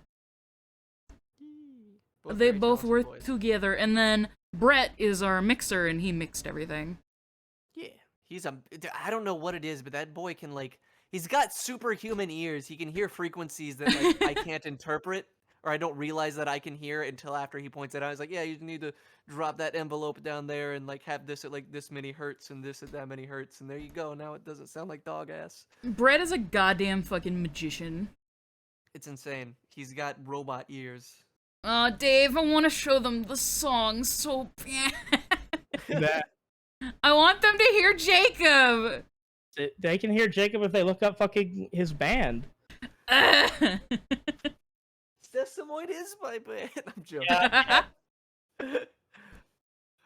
Oh, guys, the Sesamoid like the Sesamoid music itself is gonna fucking knock your socks off. Oh my god, I'm working with guys that I've been working with in the music scene for ages, and we're a team of guys who've known each other and been working with each other for a long time, so we know each other's strengths, we know each other's weaknesses. And it really helps whenever you're producing a product for a wide audience like that, because I don't know, it just works, you know. I imagine it's awkward for animators to like get used to in-betweeners, to get used to a new team, but like I'm so grateful that Dave and Ashley brought on Hunter and Brett, because like I said, they're super talented and they're guys I've been working with for years, so we already know like what's up with each other, you know what I mean? We gotta keep the boys together. Yeah. God, do you want to? You know what? I'm not gonna let you play any of the songs from the show yet. But what I will let you play. Do you want to play, Jacob? Do you have a particular favorite like cover or original from your past? Alexa, cancel. The Bear Ghost cover is pretty good. I don't want to get your fucking Twitch pegged though for copyright stuff. Oh, that's true. Yeah. Fucking copyright. Yeah. But Well- yeah, it's been a lot of fun. Well, if you join our Patreon, you will hear the song. Yes. If you join the Patreon, you'll get to hear stuff. Wait, is that true? Are you guys gonna release the song on the Patreon before the episode airs? Yep. Oh Are boy. we doing that? I mean, I thought so. We're just Here's a gonna. preview. We're getting. We're gonna show at least previews of things. They're gonna get the episode a week early. Yeah? Yeah, they don't deserve everything. Oh my They don't god! deserve it. It's not that we can't show it, it's that they don't deserve it. Our loving patrons don't fucking deserve it. I Is that a cat? was, Yes, sweetie. I was like, what? Huh? Is there a baby? There is. She wants pets. Aww. Somebody in chat just said that's a dog. Woof woof. That's Kira. That's the voice yeah. The voice of Kira, everyone. It would be funny if Kira made like one meow one time and everyone just kind of looked at her like, what the fuck was that? Guys, I'm joking about the fucking Patreon stuff. Jesus Christ. You're joking. I'm Yeah, joking. He's joking. Oh my god. I love. What do you want me to tell you? I parasocially love you, so you get a false impression that a content creator cares about all of you individually. Wake up! That's not how it works. Dave, stop being mean Dave, to don't our you- audience. Dave, don't you love all of your fans? All of my fans have a special place in my heart. I think Listen. about it every single day. I love think every of you one as- of you individually. I think of you as being more like friends than fans. Okay, now This that one's to you. that is a little extreme. Anybody that says you're all friends, Dude, straight up. Like, let me give you some absolute real advice. Any content creator who tells you I love all of you, there's a difference between thanking your fans. I am genuinely very, very thankful for everybody who supports our shows like this. I have in the past tried to be nothing but thankful, but there's a difference between being thankful and appreciative and acting like your fans are all your friends. That's where the creeps live. That's where the weirdos live. Don't trust those people, because the truth Run is away. they're humans and they don't care about you. And that's just the truth, man. So Yeah, fine, I've been in some pretty awkward scenarios. call me evil, call me a dick if you want to. I'm telling you the truth, and you'll realize it. These Like, we all have empathy and we all care, like, to an extent, but like there's a level of separation between, you know, like a content creator and, you know, the fan base, I suppose, because you're not always going to be able to get close, and a lot of the time the content creator isn't comfortable with getting close with people in their community. It largely depends. Well, and then you get the people like, I can't tell you how many people have like befriended me. It's like, oh hey, now that we're pals, can you like introduce me to Stamper, or can you introduce me to like Michael? or Ashley or something like that? You I'm like, guys have- fuck off. and you know what? I'll admit, I will absolutely fucking admit, Dave, you're a dick. Yes, I you know what? I'll admit that. Fine. Maybe I'm a dick. But this is also coming from somebody who has, from the past work they've done, been asked relentlessly, hey, I don't care about you as a person or the work you've done. Introduce me to Michael, Viv, and Ashley. Yeah, that's scummy. So, Scummy. I'm sorry if I'm a dick when I don't care about everybody individually. like that, you know? And it's always so weird as well, and I'm sure you guys get this as well, like where they think we all fucking like know each other, like because one of the most common questions I get, because I'm friends, I'm mutuals with a lot of the same guys, like why don't you and Chris Oni plays ever like do any content to this? Like, because I don't fucking know him. Oh my We don't know each god. other. Oh my god. It's like, well, you know Stamper and you know Mick, so you must know. I'm like, no, we don't fucking know each other. And they're like, well, why don't you get to him? It's like, because that's fucking weird. Because we haven't had the chance to meet. And I'm not gonna be why is it any like, of be your my business? friend. Why is it your business? People think that because people are on some kind of pedestal creatively, that they're no longer human. And I'm not trying to apologize, because fuck celebrities also, you know, but like, but like, the truth is that people were just, like, for example, all of us here, we literally just want to make something we enjoy that will maybe put a smile on your face. And because, you know what? At the end of the day, truly, all I care about is making myself, my friends, and maybe you have a smile and laugh. And you know what? Because fuck, dude. To be clear, because Dave has been a little harsh, we do care about all of our fans. Like, we want all of our fans to be happy and enjoy the things that we make. Like, we absolutely, like, appreciate and care about everyone. It's just, you know, we're not all, like, friends.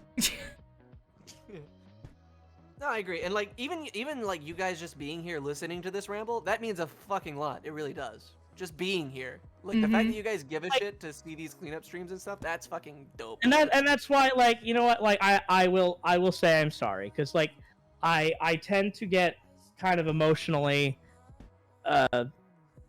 pissed about these things, just because I've dealt with a lot of this stuff in my past with stuff like this. But the truth is, yes, I'm overwhelmingly appreciative of you guys enjoying this content and looking forward to this show and supporting us. I am of that. I'm just telling you, it's important to know that people are people, and, you know, just don't expect, you know, anybody to, you know, in that kind of position to automatically treat you like a friend in that way. That's all I'm saying. I'm more trying to warn you guys that there are fucking weirdos out there at the end of the day. But yeah, and if you're a fan of somebody and they immediately, like, glob onto you out of nowhere, run. Like, that's a bad sign. Yeah. Especially if you're a minor and they're not. Get the fuck out of there. Yeah, dude, that's just, That's a whole other fucking boo-boo. I mean, honestly, that's where the issue with, like, these whole parasocial relationship things, like, ultimately goes, at least in a sense of, like, danger for the fan. Like, when content creators are like, oh, yeah, you're all my friends, I love you, like, that's leading to bad places. Those are the people I'm trying to call out for being fake, and, you know, don't trust those people at all. And then on the other spectrum of things, there are the fans that think that they are friends with their favorite content creators and then stalk them or harass them for not responding to their messages and all that. Thankfully, though, we haven't had to experience much of that. Every now and again, I get somebody in my DMs being like, how dare you not respond to my message that just said hi, you don't fucking care about your fan, blah. And I'm like, I'm not responding to a random motherfucker saying hi, because 9 times out of 10, they want something creepy or they want me to draw them something for free. Can you draw me Quinn's feet pics, please? There's some motherfucker out there who keeps asking for Quinn feet pics. I think he's doing it in jest, but I don't know. I could be wrong. Oh no, he's totally fucking shit posting. But God, he posts it nonstop. And look, the truth is that I believe that most people are just trying to have a good time on the internet, normal, cool. I love fucking joking around with people who enjoy our content. I genuinely do. I try to respond to as much stuff as I can, but, you know, there's a certain point where it's just, don't get too attached. That's all I'm saying.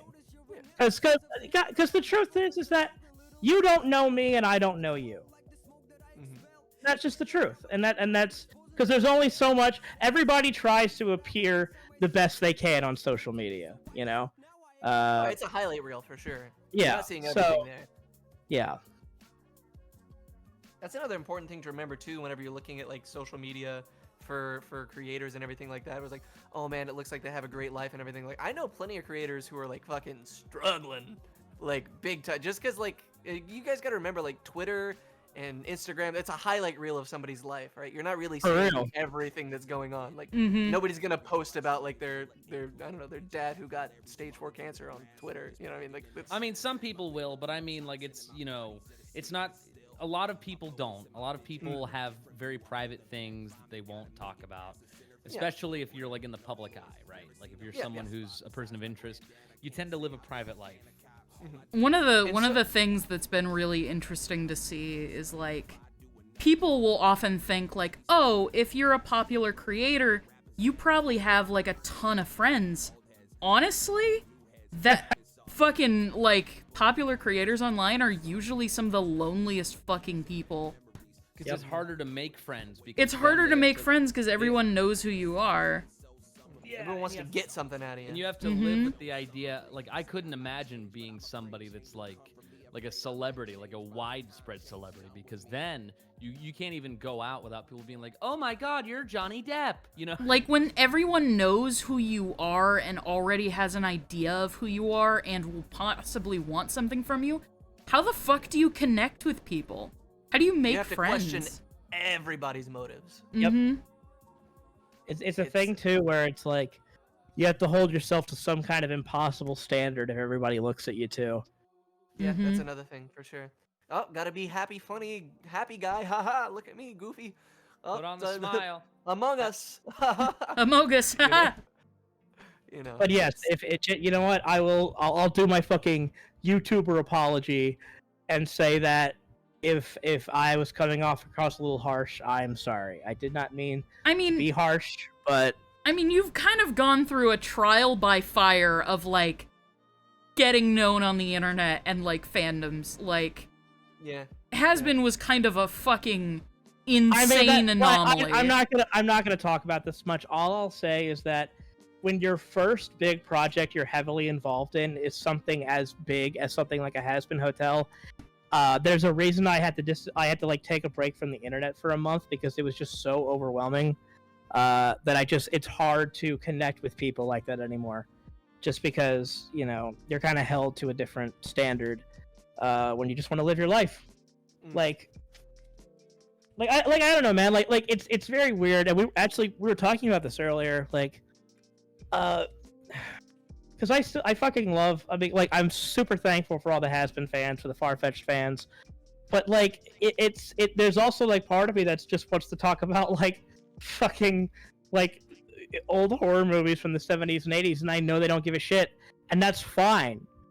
But it's like there's this pressure to feel like, oh, you always have to be like talking about. You have to talk about you have to talk about the things that your followers care about. Like there's always that feeling, and it's not true. You can talk about whatever the fuck you want, and like if people don't stick around, then that's on them. Goodbye. But like, I don't know. It's a weird feeling. It's this weird line between wanting to be an entertainer and just wanting to be yourself. And like, I want to talk about Oingo Boingo. I'm sick of talking about this fucking. Dude, fuck yeah. Like, cause it's very obvious. Like, cause sometimes you'll post. For instance, with me, you know, if I post anything that's related to Has-Been or is like a stupid meme, those will get way more traction than basically anything else I post, and that's fine. Like, I understand. It's just a matter of, you know, does it matter that much to you? Like, do you really care that people are gonna hyperfixate on a certain thing over another? Because I don't know. People follow you for a reason, I suppose. And I get it. Like you said, Michael, it's like these. It's a blessing to know that these shows have impacted so many people's lives and made them happy and made a difference to them. And that, to me, genuinely is the strongest element of it. And like what keeps me awake at night about trying to make, for instance, Farfetch the best thing we can make is because I know that these shows do have an impact on people, and it's huge. And I don't know if that's empathy or just patheticism or what it is, but like,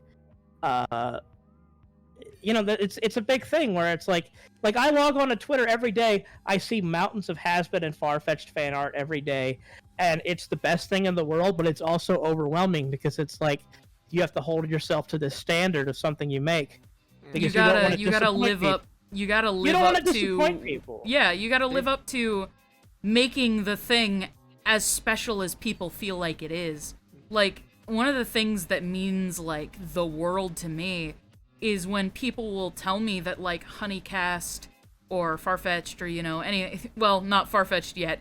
There isn't a lot out of it yet, but mostly Honeycast like gets them through really hard times in their lives, or like helped them find something they're passionate about, or led them to new friends, or just changed their life experience for the better. Like, that means the entire fucking world to me. And I want to keep doing that. I want Farfetch'd to do the same thing for everyone. Make people happy, get them through bad times, help them discover new friends. But it's a constant pressure of like, okay, don't fuck up. Make sure this thing is good. No, You don't want to end up like nailed the it. girl, like that dude in Misery, with like tied to a bed. Yeah. Oh, Yeah. fuck, yeah. No, but Ashley nailed it. It's like, it's just that truth of like, we as content creators, like I said, going back to the thing, it's like, we don't know you, you don't know us. But what we do connect on is the fact that we try to, these art, these passions, these goofy things, we try to, entertain. And because fuck, dude, the human experience without art is just so depressing. Like, And the big reason that I got into creating things is just because, let's face it, the world fucking sucks. There's a lot of bad out there. I want to make people's life experiences better. I want to put positivity out into the endless void of negative that there seems to be lately. And that's just all I care about. I want to make, the people who watch it happy, and I want the people who work on it to be taken care of and make decent pay and be treated better than they have been previously. And I think you really hit the nail on the head whenever you said, you said earlier, Ashley, I want it to be as good as people perceive it to be. And I think that's like the rat race of it, right? Mm-hmm. Because Oh, it's yeah. like I imagine like with Dave with Has-Been, like people, I mean, obviously it's very popular. Fucking Jamie Lee Curtis is tweeting about it, for fuck's sake. Obviously it's very popular, and I can't imagine how that felt for you, Dave, whenever you woke up one day and had millions and millions of people watching your content. You're like, fuck, like last week I was a fucking butcher. Like, this is quite the transition to go through, you know what I mean? It was fucking straight up. Jacob, you were there, and so was Ashley. There was when we were at Anime Matsuri, and I took a picture of our Farfetch booth, and I just tweeted it. Somebody said to me that I remember the tweet you made of you throwing your butcher coat in the laundry chute for the last time, and I'm so proud to see how far you've come. I was on the brink of fucking tears for once. Because I was like, it really hit home, because like, but even then, it's like, it's scary, because like you can't complain, because we're very fortunate to be in this position where we're spending our livelihoods making kind of something we want to make for other people. Like we will say, like, concerns and stresses aside, on the net, on the whole, our like life experiences have been a net positive. Like, we're not digging ditches, this. so we can only bitch about so much. I'm gonna be real with you. Like, things are amazing. Things are fucking awesome. Like, you guys have let us do so much cool shit and continue to let us do so much cool shit. Like, our life experiences on the whole are a positive. It's just, I guess we're unveiling a little bit behind the curtain of like why content creators think certain ways or act certain ways, or and if you want to take this as like a weird expose of weakness or sympathy or anything like that, do what you're gonna do, but I don't know, I feel like a lot of people aren't gonna be this blatantly honest with you, and I guess that's just kind of the people we are.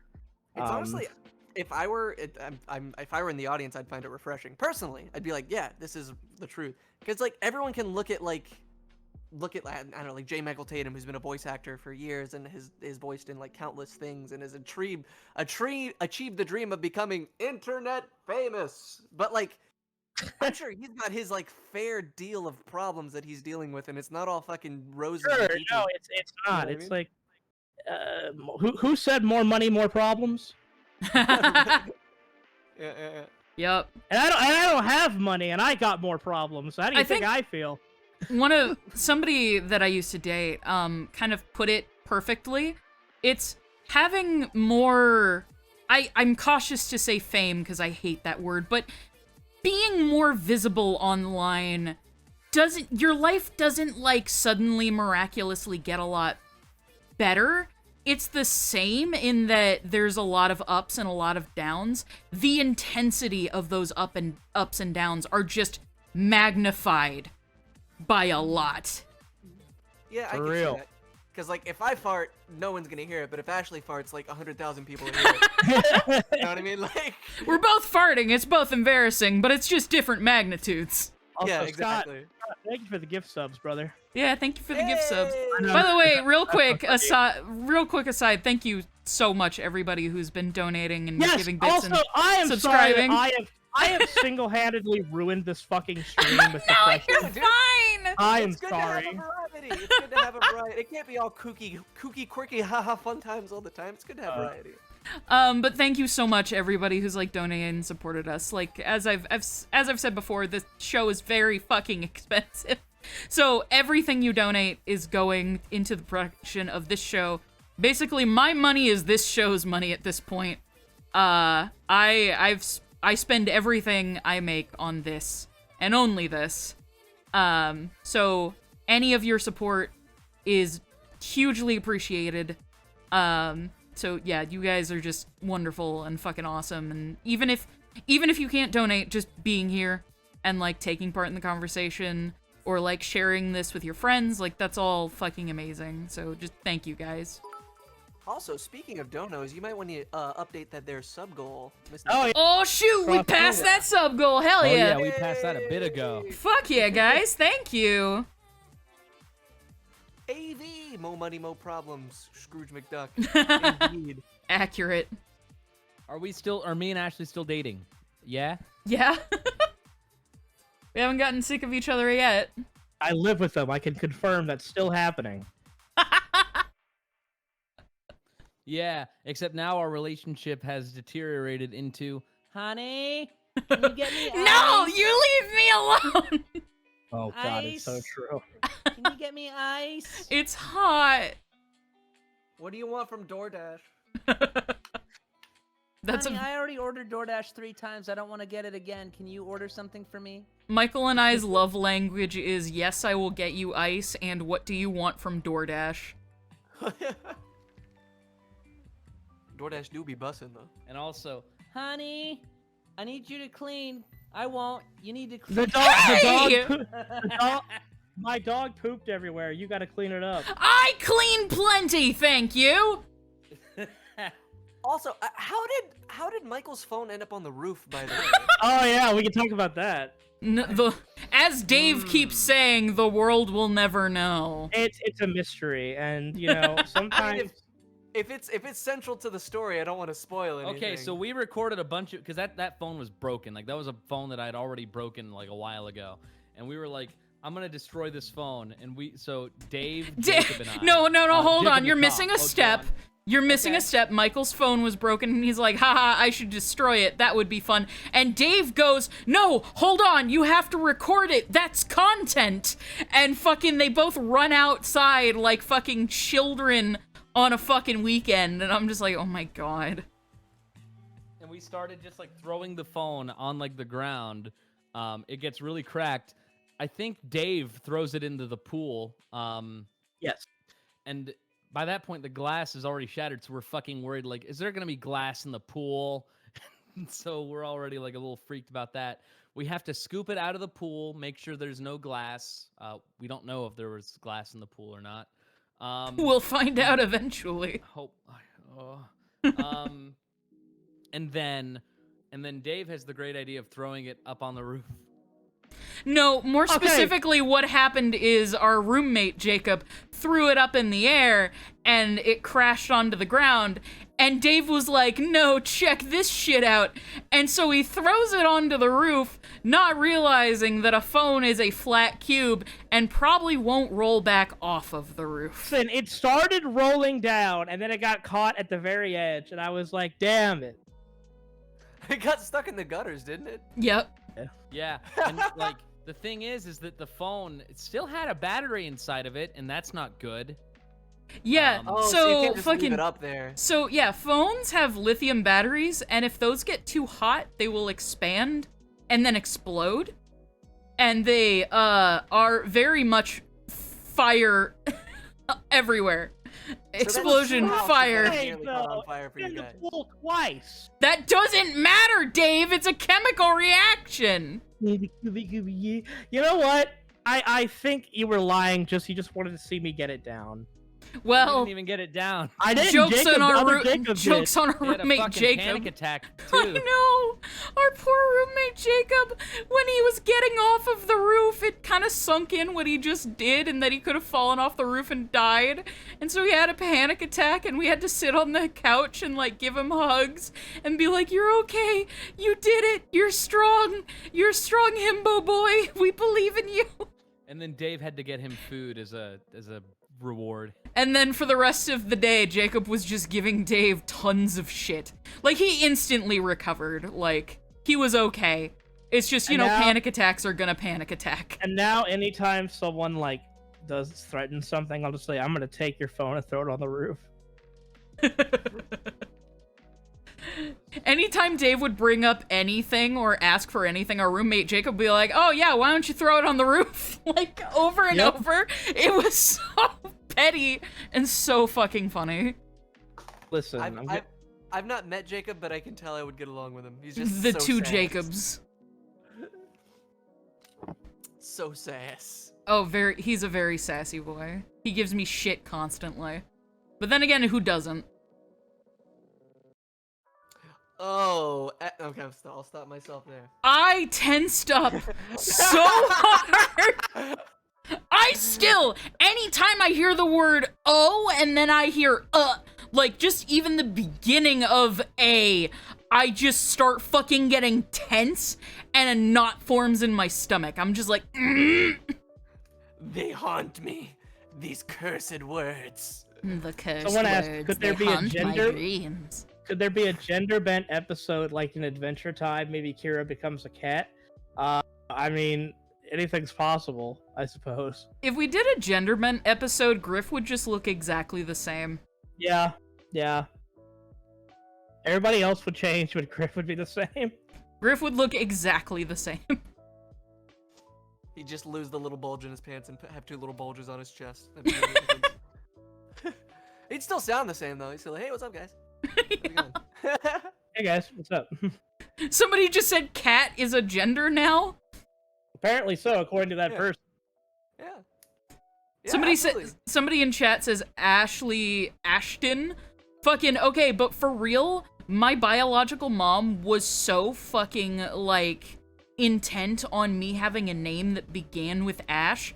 So literally, if I was born a boy, my mom was going to name me Ashton. Like, she was just like, it's Ashley or Ashton. Has to be an Ash something. name, and I don't know why. But I was just like, well, that's funny. Adeline. Adeline. Abby? Absent? I don't know. I'm fucking riffing at this point. Abby Normal. What would the gender-bent version of Dave be? Danielle? I'd say Danielle. Yeah. Thank Oh you. shit, Discord. Thank you, buddy. Thank you for the Discord, 2,000 bits. bits. Holy shit! You guys are some of the most humble and honest content creators I know of. How human you guys are and how appreciative you are to every one of your followers. Always impresses me. And every single one of your Aw. streams. Thank you guys so much. Well, that's very sweet of Oh, you. thanks, dude. appreciate Very that. sweit. I don't know, man. I Missed just the try part where and Dave be. said, "Fuck all of you." No, Dave is probably one of the biggest softies I know. I'm gonna He- become he- a villain of our own show and of your fucking streams, and it's my entirely my own fault. Dave puts on a Dave very Captiville tough is- front, but he's one of the biggest softies I know. He cares and Captiville loves is about within people universe. very, very much. You know I what? will say this, not to dox you, Dave, but anytime I'm even like remotely upset and you can tell, you're always the first one to reach out to me, and that means a lot. So thank you. I care It's about very you. sweet. Dave's It's a very good boy. Yeah, he's a sweet boy. I'm an asshole. Oh, stop. I am one too. Don't feel bad. How many bits do I have to donate to Barry Farfetched? 5. No more, no less. It has to be exactly 5. Exactly 5. Yeah, I was gonna say, you know what? I can act like a fucking hard ass facade all I want, but if you guys watch the Undertale stream, you'll see it's all a ruse. Like, You're just Sans. Oh shit! Somebody donated fucking 5 bits. All right, guys, that's the end of Farfetched. It was nice while Alright, it lasted. Goodbye, everybody. I will see you all next time. Yeah, thank you. Bye. Bye. oh, wait, did you actually end it? No. Everybody's just saying bye. No, Don't go. don't go away. Also, just as a quick aside, I feel so bad that this animation has taken fucking forever to clean up. But I literally only ever work on it when I'm streaming. And then otherwise I don't touch it at all. I promise you, if this Fair, was there's like there's actual, 1,000 other things we do.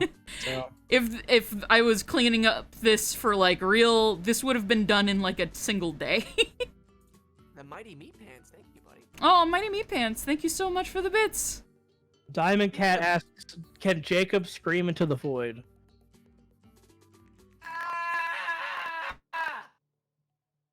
There you go. Happy to accommodate. Speaking of meat, did you guys give any? Have you guys ever heard Meat Canyon scream? Like the No. creator of Meat. He can scream like metal screams like nobody's fucking business. like- Dude. Really? oh, he's fucking outstanding. Like, Also, Jacob, your audio's glitching out. am I? Oh, hold on 1 second. I'll be back. I think it's whenever I disconnected. We disconnect and reconnect. It's fucked up now. A hype train. The real cave goblin, thank you for the bits. Oh shit, fucking hype train, let's go! Fucking send those bits in. Who Do in the them band subs. is who is a morning person, a night owl, and who would be the grumpiest when woken up? Ooh, that's a good question. Warren is definitely a morning person. Yes. Or at least he tries to be. Piper is also a morning person. Except when she stays up super fucking late working on things or just forgets to sleep. Fucking Quinn and Rue are absolutely not morning people. Not at all. Fucking... I feel like Griff sleeps just whenever he passes out. Yeah, Griff isn't... I don't know. Griff doesn't have a strong opinion either way. He just kind of passes out whenever and wherever the fuck. Also, we don't want to say where yet, but where Griff sleeps is also very indicative of a few things. I will So- say I think Griff is a little bit more of a night owl than a day person, though. Yeah, I agree. Especially Also- because that's when all of his animal friends are usually out. Someone donated $50. Thank you for Oh, that. shoot! Thank you! Let me... a few coin for the show. Aw, thank you, Mr. Nobody. Nobody. Nobody. Well, you're somebody to us. Somebody to love. Somebody love. I like how I said I only work on this shot when I'm live. And I'm not even working on it, really. I've been really, achy the last few days. Which is why we haven't streamed in a while, and I'm still a little bit achy, so I'm kind of just being slow. Aw, Discord, thank you again for the bits. Damn, Discord. 760 voice. I also like that Metalhead donated 666. A. And then added 34, so it became 670. Did I ever watch The Hustler with Craig Ferguson? I saw the commercials for it. I never watched it, though. I love Craig Ferguson, though. Ka-chow. Ka-chow. How do I add sound effects for the stream? There is a soundboard down below. I haven't heard it at all this stream, though. Is it working? We heard just a Hello Darkness, my old friend, at one point. Feed it money, test it out, see if it's working. It might not work for you, Ashley, but it works for us. We could hear it. Oh, there it is! Okay, There it it does is. work. About a psst. Thank you. Thank you, Lady Leyland. I need to figure out what sounds to add to that. If you guys have any suggestions for, like, sounds, particularly, I want sounds that, like, have originated from the streams or from Honeycast. Thanks. Thanks. So if you guys have suggestions for sounds, like, DM them to me on, like, Twitter or something. Because I want to add more sound effects that are, like, from the streams. Original sound effects, I should say. Michael screaming? Yes, that would be a very good one. Rich Evans yelling, AIDS!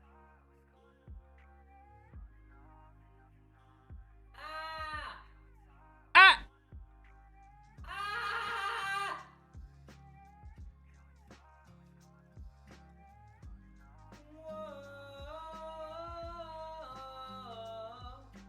Jacob, give us your wisdom. The land cometh from Grilk and shall return to Grilk. Oh my god, our roommate Jacob did a drawing of Griff. Hold on, let me pull this up.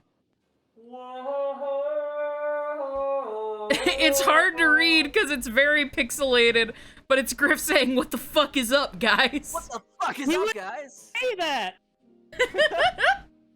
It's an imposter. It's not the real Griff! It's Ferg! Yo, that Griff is pretty sus, though. There's an imposter among us. Oh! Someone asked, is there anything I can do to help make Papa Swirl plushies happen sooner? I want give that us to the happen. give us the money to make them. Plushies are fucking expensive. But no, legit, I want to make plushies of like all of the characters as soon as I can. It would be so much fun. As soon as we find out the show is decently successful and people don't hate it. Yeah, like right now. That's a very real thing. I mean, Right now it feels people are like, nah, no thanks. that's my biggest fucking nightmare, dude. You saw me before the panel at fucking you saw me before the panel at Anime Matsuri. I was fucking shaking. I was filled with anxiety and I was constantly like asking like, are people gonna like it? Is it gonna be good? Dude, What if Ashley people and don't I's react? biggest nightmare is that we've spent all this time on this thing and working on a pilot and a series. We're gonna put this medium out. Our biggest fear is that no one's gonna watch it and they're gonna just be like, that was alright. That's And then that is that's worse worse than than it people being hating bad. it. Yeah, that is Yeah. people not giving a shit is infinitely worse than people hating it. Absolutely. Because when you make art, what you want is for people to react, be it positively or negatively. And if they don't react at all, you've completely failed. And how that's much to get Crispin Freeman to do the Alucard voice for Papa Swirl? I I don't Free? think- That is such a weird combination of words. I mean, I would just Alucard. Yeah. Also, Art King gave 500 bits earlier and said, any particularly strong experiences that you can share with us from your time working in entertainment? You know, for the sake of learning. I mean, we do have them, both of us. In fact, we've both been therapeutic to each other over the last 6 months about those things. I've had experiences. I can't talk about them. Mainly on Unfortunately, we're not going to spill tea about anything.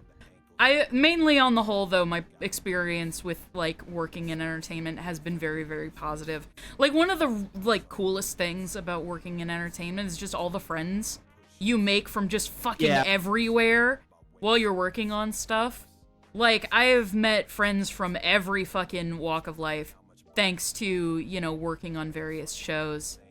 And that's kind of like the best thing to do when you're working in entertainment is make friends with everybody, because thanks to them, I've now gotten like jobs and opportunities with like a million other things as well. But like any specific experiences, I'm sure there are some. I'm failing to think of anything I can talk about. Say that like something you definitely learn in any sort of faction of, you know, success in entertainment is one thing you definitely learn.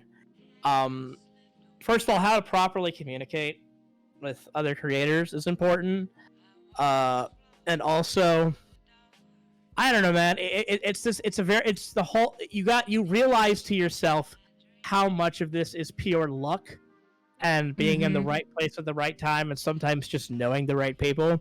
And that isn't to say that you can't make your own luck, though. Like, that's really the main part of it. It's all luck, but you have to fucking make the opportunities for luck to find you. So I had Tomar on at one time, and he shared a piece of wisdom with me. Because I asked Tomar about, like, you know, what's it like, you know, running Studio Yada and, like, being a successful studio and everything like that. It's, like, gotta be fucking surreal. It's gotta be really lucky. And he's like, well, the thing about luck, and this stuck with me, he's like, luck is when preppedness meets opportunity, is what he told me. Yep. He's like, every day, you're presented with hundreds of opportunities that could change the course of your entire life. And whether or not you're prepared for those opportunities are what determine the outcome. Right? Yep. He's like, that's all luck is when preppedness meets opportunity, and that really fucking stuck with me. You know what? You're right. No, yeah, right. that's incredibly true. I think my thing is I actually sometimes I go back to something Bo Burnham said on Conan a few years ago, where he said Conan asked him straight up, it's like, what would you give, Bo? You're successful at a young age. What would you give the young people out there? What advice would you give them? And Bo said, give up. Wow. And, no, hold on. And yeah, that was the reaction, obviously. But then he said, like, no, me telling you to advice on how to make it in the entertainment industry is like a lottery ticket fucking winner telling you to sell your assets. Yeah, true. You know what I mean? It's like, it's very much like a lot of these people who have made it so big in things, they forget the fact that while it is a lot of hard work, there's a tremendous amount of being in the right place at the right time, knowing the right people, and being involved in the right things. And that isn't to say that you shouldn't, like, try. You absolutely should. But it's hard to give advice on something like that because it's different for everybody, you know? That's why. I will say what will get you a good 40% there, like a good 40% of the way. There's one easy trick. Doctors hate this. Just don't be a dick. Yeah. Like, just be nice. That's a huge one. Be a pleasant person. Yeah, just be a nice. Like, people like being around pleasant people. You know what I mean? And they like to help out pleasant people. Yeah. If you're just not a dick, that'll probably get you like 40% of the way there. Also, never feel like you're owed anything. That will save you a fuck ton of grief, and that'll make you a much better person. Because you aren't owed shit. It doesn't matter how many hours you've put into something. You aren't owed anything.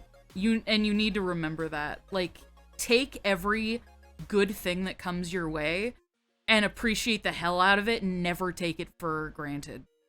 Yep, absolutely. Abso-fucking-lutely. That I couldn't have said it better myself. I've never quantified it in words like that, but that is the perfect way to describe it. You're not owed shit. At the end of this, if something good comes, just accept it and be like, and be grateful for it. You know? Yeah, at the end of the stream, we'll do a fan art feature. To answer that question. But yeah, I don't know. Also, something I would say too, on top of the don't be a dick, which is just not only just entertainment advice, just general life advice. One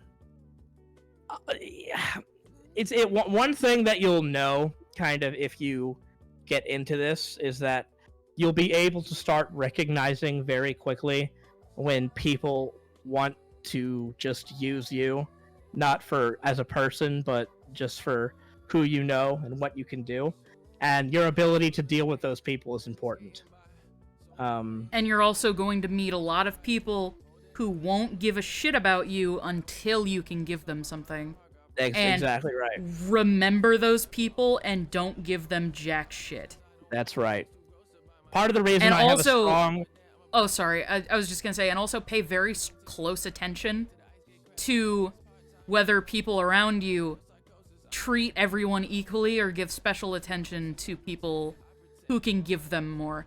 If somebody might be treating you well, but if they treat other people like shit or, you know, prioritize other people less because they aren't as quote-unquote popular or can't give them as much, run away. It doesn't matter if they treat you well, what matters is how they treat people as a whole. Yeah, that's exactly right.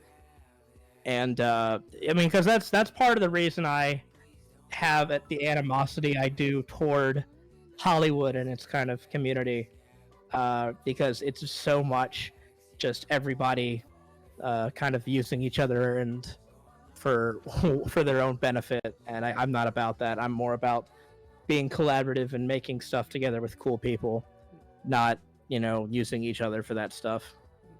Making stuff because it's fucking cool. Because Yeah. it's cool to make. Because you enjoy doing it.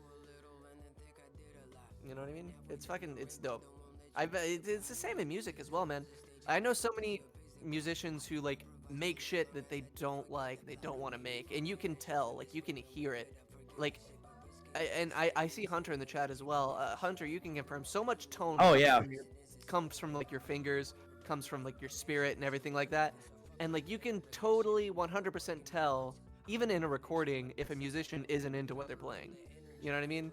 There's like a spiritual element that just gets broadcast and ingrained into any recording. I don't know. You can just tell. You can just tell. I am writing my own pilot. Got any tips? Yes. Outline every idea. Fucking take the time you need to kind of sort out those ideas, because you might go and then come back and decide that, you know, some of your ideas might not fit. Definitely try to introduce all of your characters in a way that is paced out evenly, gives them enough time to be introduced. Show, don't tell. Show, don't tell. That's a big one. And then my personal advice to any writer that you don't have to take, but it's just my personal advice, is to write your ending first. That's just my personal advice. My advice is put the things you love, even if you think they're stupid, in everything you make. Oh yeah, and you know what? Can I offer one more piece? Don't be afraid to make corny stuff. And I'm sick and tired of people thinking that corny is an insult. Be stupid. Make shit that's stupid. cringe. Fuck it. I like some of the ideas we have for this show are so dumb, but they make us laugh so hard, and they're so weird and ridiculous that we have to do them. And that's because we like them. That's really the important thing about creating. Make sure that you're having fun making what you make, because chances are if you enjoy it, others will too. Like Jacob was saying earlier about like music, like you can sense when passion is put into something, be it music, be it animation, storytelling, anything. And people will be drawn to that. Don't do things in your story because you feel like you have to, or avoid other things because you feel like you have to avoid them. Just do whatever makes you happy. Also, don't be fucking racist or a pedophile. Be a good person. Yeah, don't be those. Yes. Maniac Titan Antics, thank you so much for the 5,000 bits, holy shit. They say, remember... Yeah, right? Fucking hell. Remember, reality is an illusion, the universe is a hologram, buy gold. Buy gold now. Remember those old commercials? Buy gold now. They were trying to convince me to buy gold as a 5-year-old. You know what? They did a damn good job. I remember those. I remember being 10 years old, being like, I need to buy gold. Shit. I was like, where do I get me some gold? I feel like Quinn and Grunkle Stan would get along. I could see that. They both They're both huge schemers. Yep. Can we get a Billy Mays-esque character in Farfetch somewhere, please? Yes, absolutely. Just Hey, to, like, Millie honor the- Bays here. Millie Just to honor the king of the Bays. pitch. He's like trying to sell like a cheap ass PA system I to feel the like band, and they're not having it. I feel like Quinn would stay up at night, like studying Billy Mays commercials and like writing notes. Buy now. If you order now, I'll throw in. Does Quinn have his name on his drumsticks? I think he does. He doesn't right now, but he should. But like, he not so if he misplaces them, he knows he's theirs. But so when he throws them into the crowd, people will have his autograph. That way he can go tell other people later that he gave out his autograph. Oh my god, that's so him. He's such a fucking egotist. Made Titanic antics. Thank you for the gift subs. Thank you for gift subs. Yeah, guys, don't let people take advantage of you for your fucking talents. You know your worth, and don't back down from it. That's my advice. Exactly. Quinn, what'd you do today? I just went and signed some autographs. Did you go to a used car dealership and buy the van? Yeah, I signed some things. God. Where did you learn about the drumsticks autograph idea? I don't know, top of the noggin. Top of the noggin. That'd be funny though. I spent years studying. Yeah. That would be something he would do though, right? He would like. Oh, sign his 1000%. drumsticks, throw them out into the crowd after the show and be like, yeah, a couple people got my autograph, and not mention how that happened. He'll just sign people's foreheads without them even asking him to. And then be like, you're welcome. Uh-huh. Jacob, here's one for you. What's up? I'm planning to start working on my own webcomic soon, and it involves animated shorts with original music. Any advice on how to compose your own music or find any? Take inspiration from other musicians and other musics. There's nothing new under the sun, and feel no shame if your music sounds too similar to something else, because it always will. I can't tell you how many times I've been composing music or working on music, and I've been stuck in a rut telling myself, no, this sounds too much like that, because obviously the back of my brain took inspiration from somewhere, right? Don't rip people off. That's not what I'm saying. Make it original, but also don't be afraid to pay homage to other things. No, there's a major difference between taking inspiration and ripping things off. Yeah. There's nothing original. Nothing you write will ever be 100% original. It's always going to be derived from something else somewhere along the line. And that's okay. That's okay. Dude, do you ever get scared that we're eventually gonna get so much, like, everything's been done that we're just gonna run out of entertainment in our lifetime? No, entertainment's just gonna devolve to shapes moving around and random noises happening. Put the square peg in the square hole.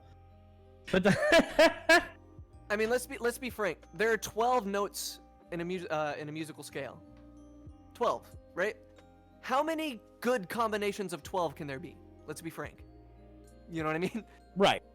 Like how many chord progressions can you get without repeating? Is all I'm getting at. You know what I mean? Mm-hmm. There's Adam at the Stig in the chat. Everybody, that's Adam. He's the composer of the music score of the show. Mm-hmm. And then there's Hunter, who's the composer of the Sesamoid music of the show. They're both here. They're here. We just need Brett, but he's probably golfing. They're among us. They're Among Us. And there's Michael. I was waiting for it. I was. I was just thinking, Michael's been quiet for a while. What can I say?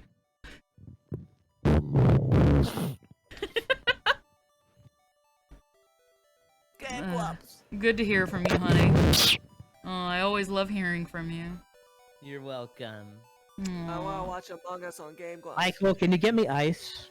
Yeah. Do you want it in a Das Boot? Oh my So, god. I gotta tell this story because one time I was picking on Ashley and I did the Michael, can you get me ice? And he went, sure. And then he went to the kitchen and got a giant Ziploc bag full of shaved ice, said, here you go, and just gave it to me and walked away. And I just sat there at my desk with this fucking big old bag of ice. Yeah. Oh, thanks. But Michael, have you ever had to DoorDash ice? That's the question. Not yet. Not yet. I am a chronic pain sufferer, and I'm often in too much pain to do a lot, so I have to ask Michael to grab me things quite often, and I feel very bad about it. How dare you? I love you, honey. I'm hungry. I'm gonna order food. Yum yum. What are you getting for food? I don't know. Let me see what's around. I might not even order food. I might just look and then give up. You ever just open the DoorDash app, look longingly, and then close it? Yeah. Yes. Yeah. Do you have advice for a practicing voice actor trying to improve their reading skills? Well, just like are you talking about like so what constitutes for reading skills? Like if you're talking about just like being able to comprehend the meaning of the words that you're reading, like if you're talking about that, then I mean that just goes into like the philosophy of how you interpret everything, and that's just like a whole different subject that I couldn't even begin to get into. If you're just talking about like how you actually read scripts, like acting, if you're talking about that, then I mean the best way to go about it is to just keep practicing, listen to other actors and kind of get an idea of what they do. Don't necessarily copy them, but listen to other actors to get an idea of like, how do I sound compared to them? What are some things they do that I might not, such as breath control, or such as S's, like enunciation. How hard are you enunciating? How little are you enunciating?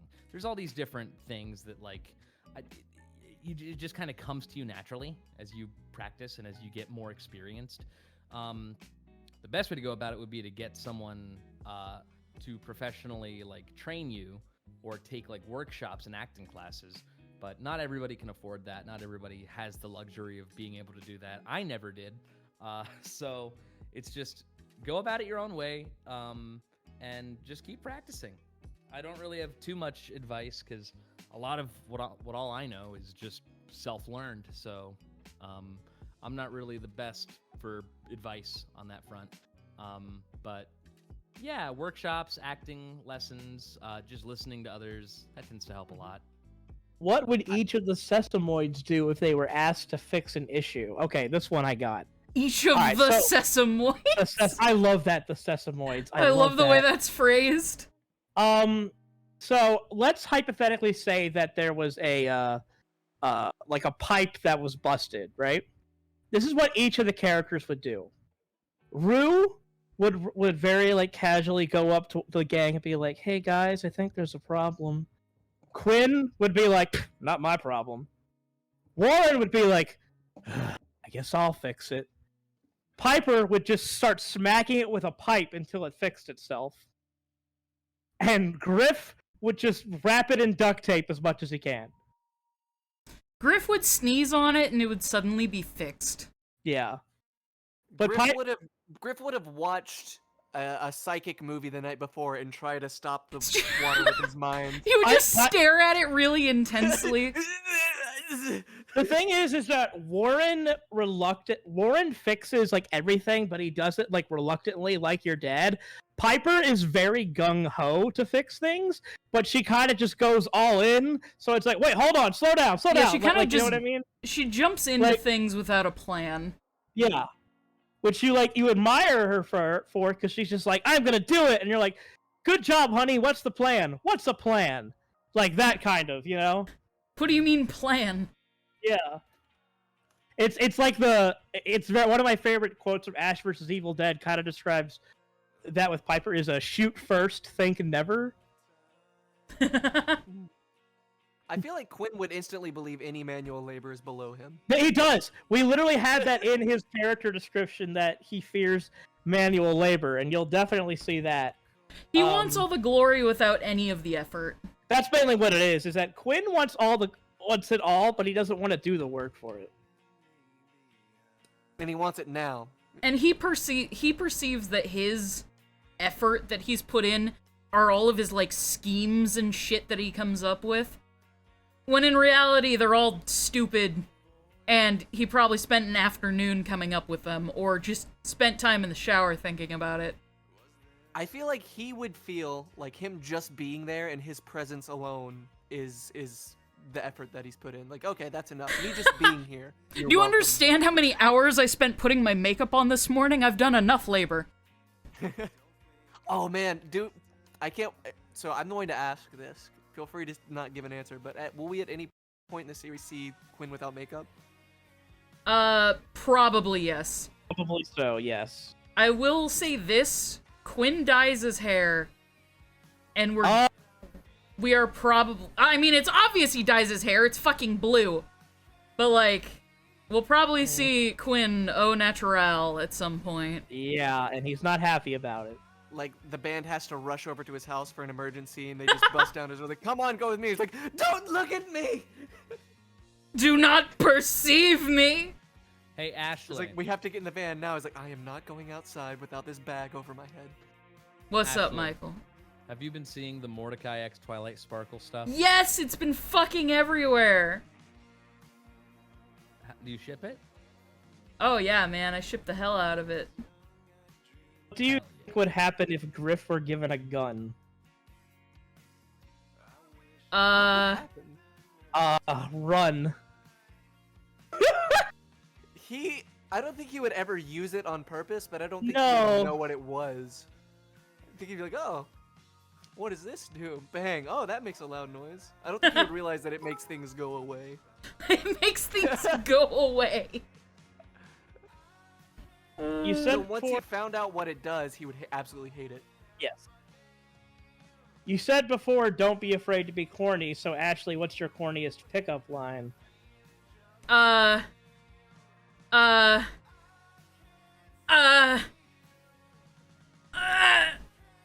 What, you shit yourself? Is that what you're saying? Yes. Immediately. My favorite is nice shoes when I have sex. The only pickup lines I can think of are not corny at all. They're very sexual. And so I'm trying to think of, like, any cute ones. Here's one. Hey, how much does a polar bear weigh?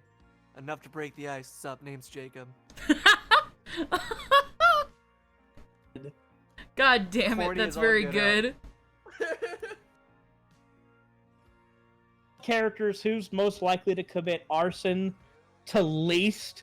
Okay, well, Piper's most likely, if I had to guess. I don't know, I may be wrong.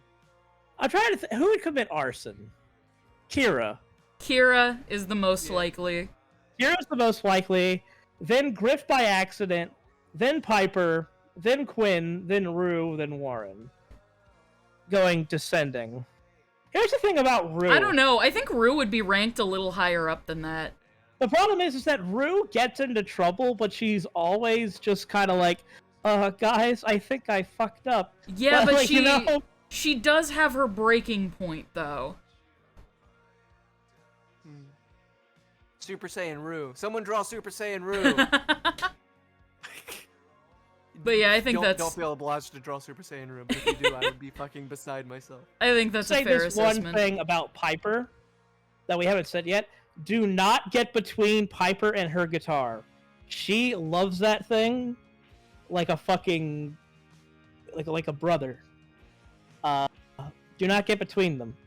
Also, don't get So- between Piper and her fashion, Yes. But her costumes. She's very talented, though. she is. Piper likes to play dress up a lot, but she also gets very protective of those costumes. Which yes, she should, but sometimes it's a little bit like, all right, we you know, this is kind of serious. She's like, no, come on. It's like, I will not. No, I refuse. Also, I like how I've basically given up on drawing at this point. I was about to say, yeah. I'm That's gonna okay. play catch up later and do some stuff off stream. Because this just needs to get fucking finished. Yeah. We need... I work on a billion other things when we're not live. Holy crap! Fear the Career gave quite a few gift subs. Holy shit. Thank you for the gift subs, We goddamn. just need 2 more to get to 420. Hey! Yo! What is the career and why should I fear it? Who knows? It's your career. Fear my career? I do fear my career. Jesus. Fear my career. There you go. Oh, there you There's go. Fear the Career added 2 more. Hey. Oh no, multiple people added 2 more. No! It's Take your money back. ruined. It's okay, because now it's 4:20. 2. Lady Leyland says, wait, shit. Lady Leyland, how dare you give us money? How fucking dare you? Oh, that's a good dare question. Steel Spartan asks, what is the dumbest movie that made you laugh the hardest? That's a good question. Kung Fuck. Pao. Enter the Oh, Fist. Kung Pao Into the Fist is Kung Pao funny. is fantastic. Either Kung Pao or Kung Fury, one of the two. They're both equally stupid and both. I equally love amazing. Kung Fury. Efficient Vash, Yeah. oh my gosh, thank you for the 8 gift subs. They just feeling generous today. Fuck, $100. Manic Fuck. Wait, somebody donate $100? Holy shit! Yeah. Manic pull that up. Holy Titanic shit, Antic. thank you, Manic Titanic Antic. Wishing the best, better than the rest. Keep your head high. And then there was more to that, but it left. Till you let me reach the refresh. sky. Oh hell yeah! Aw. Beautiful. Career means believe in Spanish. J. Marnoka, Jason, thank you for the gift sub. Is that Jay Mardoka himself? Mr. Jason Aren't you on the Marnocha. Lackadaisy stream? Or did that just end? Did the Lackadaisy stream end? Is it still going? Also, I didn't realize that the Lackadaisy stream was happening at the exact same time as this. I feel so Okay, bad. no, Jason's just not on the Lackadaisy stream now. Okay, he was Okay. he was in there earlier. Hello. Jason, you want to join this stream? I know you How were long is it just in gonna- a stream. How long is this one gonna last? Actually, we're probably ending soon. No, Oh, I it's exited different. for dinner. Down. Yeah, stay far away. Yes, you did tell me. I know, but you told me like a minute before we started this stream. Oh yeah, don't forget to delete the bald Ashley bunny before you render out this. No, up. it's gonna be there. It's gonna stay What? there. It's gonna be there forever. Let's see, is this it? No, there's there's also this. I don't remember drawing that. Where'd she go? Oh, there she is. We've got kill. Oh my god! Holy shit! How many? Whoa. 25 subs. Jesus. Whoa. Death Thank Kitten. you. Jesus. Death Kitten. Holy shit. Thank you. Holy shit. Crab Raccoon. Silence of the Lambs is a great horror movie to start with because it's more of a thriller. That's a good one to start with. I definitely recommend that movie. Silence of the Lambs. Yeah, Oh yeah, I fucking love that movie. Anthony Hopkins is fantastic. Oh yeah. You've definitely met your sub goal by now. I know. It hasn't updated though. Aw. Thank you, Thank you, Jacob. I'm sorry, I just had to join in the fun. Hold on, let me see if I can get it to update because it's been frozen for a while. Well, Ashley, bottom text. What the fuck? Why is it not updating? Ace Julio Al, you are now my son. I legally own you. Ashley, can you please screen cap that drawing you did and just tweet in like the meme generator? Bald Ashley, bottom text. I'll make it for you. Well then you screen cap it. Okay, I'll do it right now. There we go. And there she is.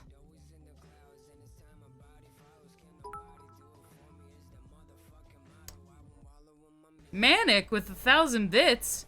It said, wishing you the best, better than the rest, just keeping your head high till you touch the Till you sky. touch Oh, the well, thank sky. you. Oh yeah, we saw. Thank you. Thank you so Dropping much stacks for on stacks being on so stacks. generous. What a nice fellow. Why did Jacob sound like Adam Sandler when he laughed? More than anything, Jacob sounds like Matt Pett. I get Don't a bring that lot. up. But that's just a theory.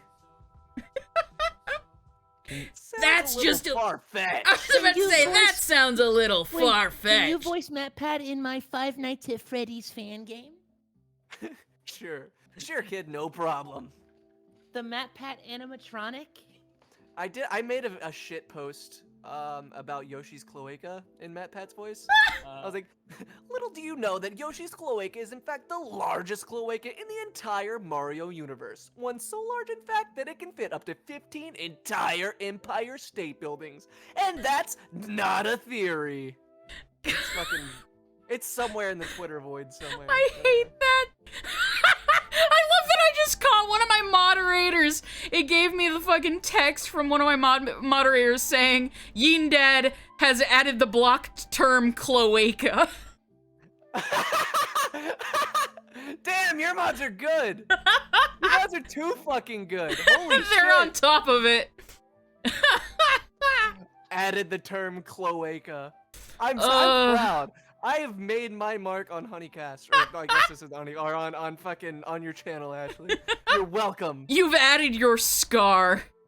I have. Hey, you did this to yourself. Look, I'm not doing as bad as, any worse than Stamper did whenever he was on Honeycast. Oh, Come on. that was a very heavily edited Honeycast. That was there was ride, a reason right? that one couldn't be live. I love Stamper. He was super fun. It was an amazing Honeycast. It just, very edited. And everybody's like, why isn't this one live? And I'm like, have you met Stamper? Actually, Ashley, that was the first day I met you. I was know, that stream. yeah. He couldn't get his audio equipment working because he was a bit, intoxicated. Yeah. And so you had to come in and save the day. And Stamper was like, oh yeah, this is my roommate, Jacob. And I was like, oh, hello, Jacob.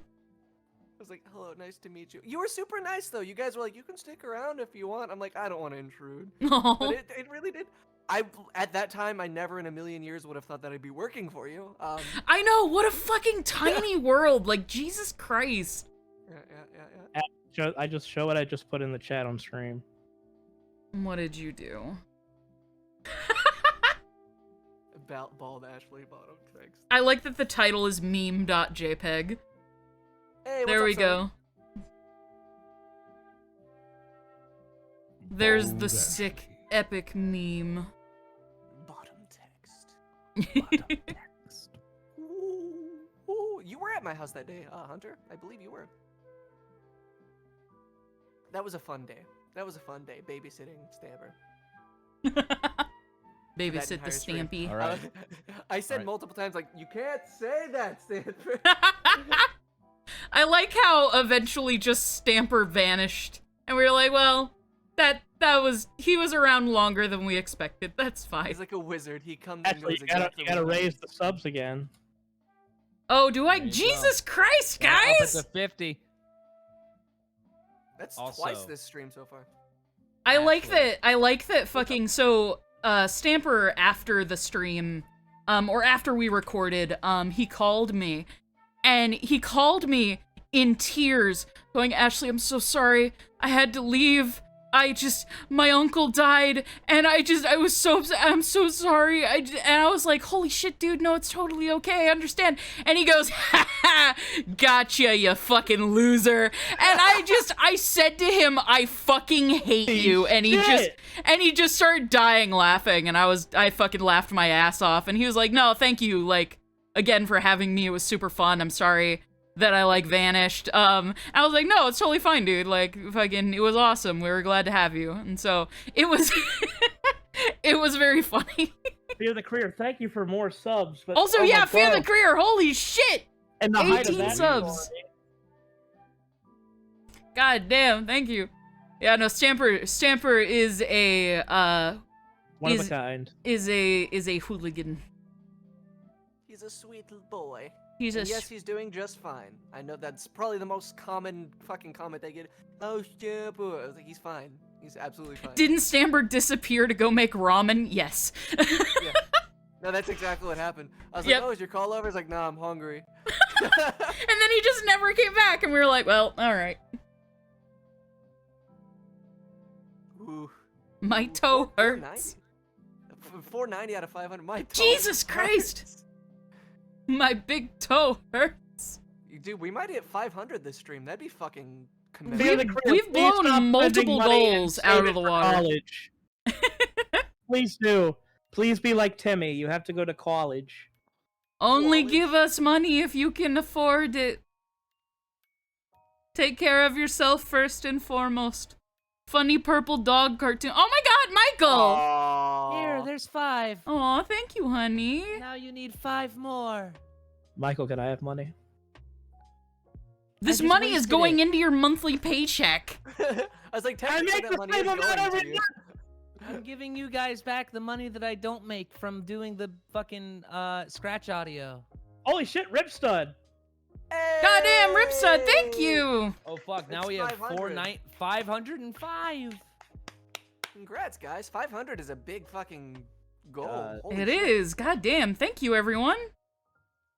You know what that means? Hmm. Nothing. Numbers are arbitrary. Fuck off. Ashley, now it's time to finally eat the ghost peppers. Oh, yeah. I might die. Hey, Metalhead, thank you, buddy. Hey, Scott, thanks, buddy. There's a reason why Fucking- we never did that.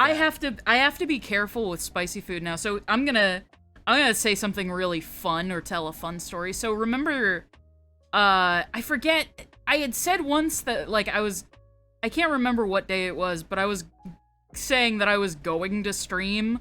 I was like, hey, I'm gonna stream. And then the next day I had to be like, no, never mind. I might not have said it publicly, I can't remember, but I had to cancel a stream because I've gotten really bad acid reflux issues, and because of that, one night during my sleep, I aspirated into my lungs, and that was really cool to just suddenly be choking on your own fucking stomach contents in the middle of the night. That almost happened again. Yeah, fucking Michael was just like, oh, I'm glad I didn't get Jessied. And I was like, thanks, honey. But I woke up and I literally couldn't fucking breathe and my lungs were burning. It was fucking awful. So that's another reason that the streams, took a break. That Also, wasn't Aunt very Honey fun. Rodeo, thank you for the $20 just because. And Death Kitten, thank you for the $50. Love you guys. Take my money. Also, Dave's my dad's favorite Dave, my dad's favorite horror movie is Evil Dead 2. It's in my second, right below Alien. Your dad is cool in my book. Dave, I didn't know you were a father. In fact, tell your dad that Dave Capdeville says you're cool, just like that. Ashley attempted to evolve into a cow. I did. Didn't work.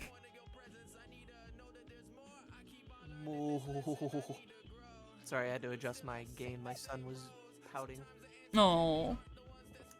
He's a sweet little baby. Listen. That is not my son, but that is Listen. fucking eerie, Michael. Holy shit. all of you. How close does that sound to your son? That is really fucking close. Listen, That's like uncanny. As a father of a newborn, dude, you do that too fucking well. You could fucking... Holy shit. I think to make it perfect, you just have to be a little bit more raspy. That's hard though, because you have to make your voice bubbly while you're doing that, and that causes it to be a little more like that makes it a little deeper. Trying to emulate that makes it more realistic, but it's harder. Mhm. Oh, somebody asked about Ashley about Pokemon Unite. Did you see that apparently that it's like a pay-to-win scam? Oh, it absolutely fucking is. It 1000% is. Then stop playing it! Nope. In fact, I want to play it on stream sometime soon. Oh yeah, just fucking promote a scam. Good idea. It's a fun scam! Oh, you know what That else? looks like a ton of fun. You know what else is a fun scam? Robbing a bank. I would do it. Yes. Yeah. You're right. Fuck the banks, they don't need the money. What are they gonna do with that money? Hoard it? Listen, I'm smart. I went to the bank and bought all the money, alright? How much for all of your money? Fucking the people who own banks have more money than they know what to do with. Everybody who's got their money in the bank fucking is insured. If somebody robbed the bank, your money isn't suddenly gone. It's a victimless crime. Everybody should rob banks. I did Legally, get a I free need to flight say Japan. this is a joke. Yeah, you do. I was gonna I say. I did get a free flight to Japan by fucking over a bank once. What? So one of the credit cards I owned at the time, I no longer own it. It gave you points for every purchase you make, good for airline miles. And I noticed that United States Treasury accepts credit card payments for like special coins. Like every now and then they'll release these special like commemorative coins, but they're actual currency. They're just like fancy coins, right? So I figured, and I schemed on Reddit with a bunch of other schemers. And basically what we did was, like, we bought thousands of dollars of these coins and then just deposited those coins into our bank account and kept the airline points. So basically we were paying just for shipping of the coins. And Oh my keeping God. the airline points. So I just I hope looted you're the bank excited it. for prison. You're gonna get arrested for fraud. If it makes you feel any better, Jacob, since we're admitting to crimes we've committed, That's not a crime. It's just being they no longer It- accept credit card payments. How? I have a book on it's the history of like classic horror monsters in cinema from like the 30s to the 60s, right? And I got that from my college library 6 years ago, and I never returned it, and it's in my room right now. Hey, I just Fuck stole that. that fucking thing. fight the power. I've never committed a crime in my life. You punched the nun. Shut up. Yeah, you committed 3 crimes at Matsuri. What are you talking about? I didn't forget those infants. Listen, Ashley, we promised we weren't going to talk about that. Yeah, Ashley, guac bowl. Huh? every time we go to the grocery store and they forget to scan an item, and I'm always like, "You forgot this," and you get pissed at me because you wanted to steal it. Like, Michael's such a good boy. If they forget to scan an item, Michael will go back and be like, "No, you forgot this." And I'll look at Michael. Michael! I'll glare at Michael and I'll be like, "You shut up." You don't talk, see? You don't talk. Michael, don't you know the phrase "snitches get stitches"? Yeah. So Uh, the orthodontists. Actually Lord. punched what? A nun. Yeah. I a got lady I got in of- one fight in my life. I was in fucking middle school. I've- Actually, I was in elementary school. Has a Discord channel inside of Ashley's server, but if you are a $5 and up patron of the Farfetched Patreon, you're gonna get access to it along with a private Q&A with everybody every month. Once a month. Yes. Yeah. Here, if you guys want access to my community Discord, you can join it here. So that just defeats the purpose of what I just tried to sell. Thanks. Listen! I'm saying if they can't afford to support the show, which is fine. We should have just made a separate Farfetched Discord for the Patreon. I have a separate Discord for the Patreon. Do you for the Farfetched Patreon? Oh, no. So you're lying to me. Yes. Sorry. Rewind. You know what? I've You know never what? committed a You know crime what? in my No. life. You know what? Don't donate to Patreon. Let this show fail. You know what? I decided. Fuck it. Also, here's my community Discord. God, There's a there- Farfetch'd there is Patreon. no- I believe the Ashley's Patreon will become the Farfetch'd Patreon. There is no incentive to do the $5 tier now that you're just giving the fucking link out for free. No, I'm giving the link to my community fucking Discord, the one that's free. Yeah, the honey cord, right? Yeah. That's where the Farfetch'd server is. Well, there's just one chat in there. Fucking the entire Patreon server is gonna be dedicated to it. Oh, it is a separate thing that the $5 and up patrons. Yes! Okay, but you told me no. That's why I was like, I was hold very. on. A lot of words were happening at once and I I got was just being confused. like, don't fucking give out the thing that we're trying to make an incentive Yeah, for here you guys. free. Here, guys. You want access to my Patreon Discord?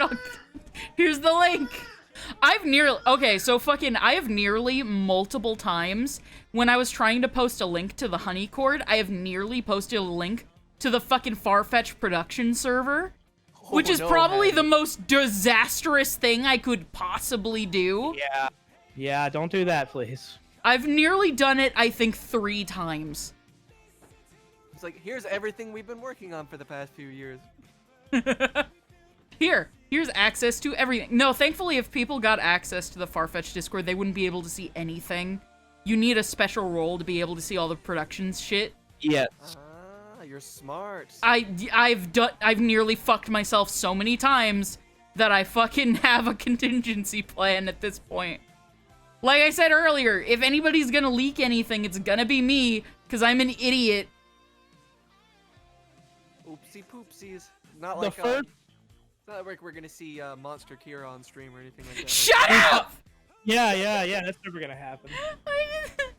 I didn't try It's not like we're gonna reveal the name of another character that hasn't been revealed yet on stream, right? Drain's name's been revealed. Oh, there it is. No, we've in the blacked out version, whenever we announced Zekas and Landa. Yeah, Blair and Drain's names are out there, you fuck. Yeah, but Don't give they me don't need to shit. know that. Oh my god. Also, can I just say how fucking lovely Zekas and Lauren Landa are? They're Oh my so god, they're sweet. so amazing. Michael Zekas, the I voice think- of Drain. I think the voice actors of our villains are like the nicest people I've ever met. It's kind of funny. That's usually how it fucking is like people who play villains are always the nicest people in the world. It's the people who play protagonists that you gotta fucking watch out for. Isn't that right, Jacob? I'm a white male. I'm gonna be the hero of the anime. Here I go! Alright! Whoa!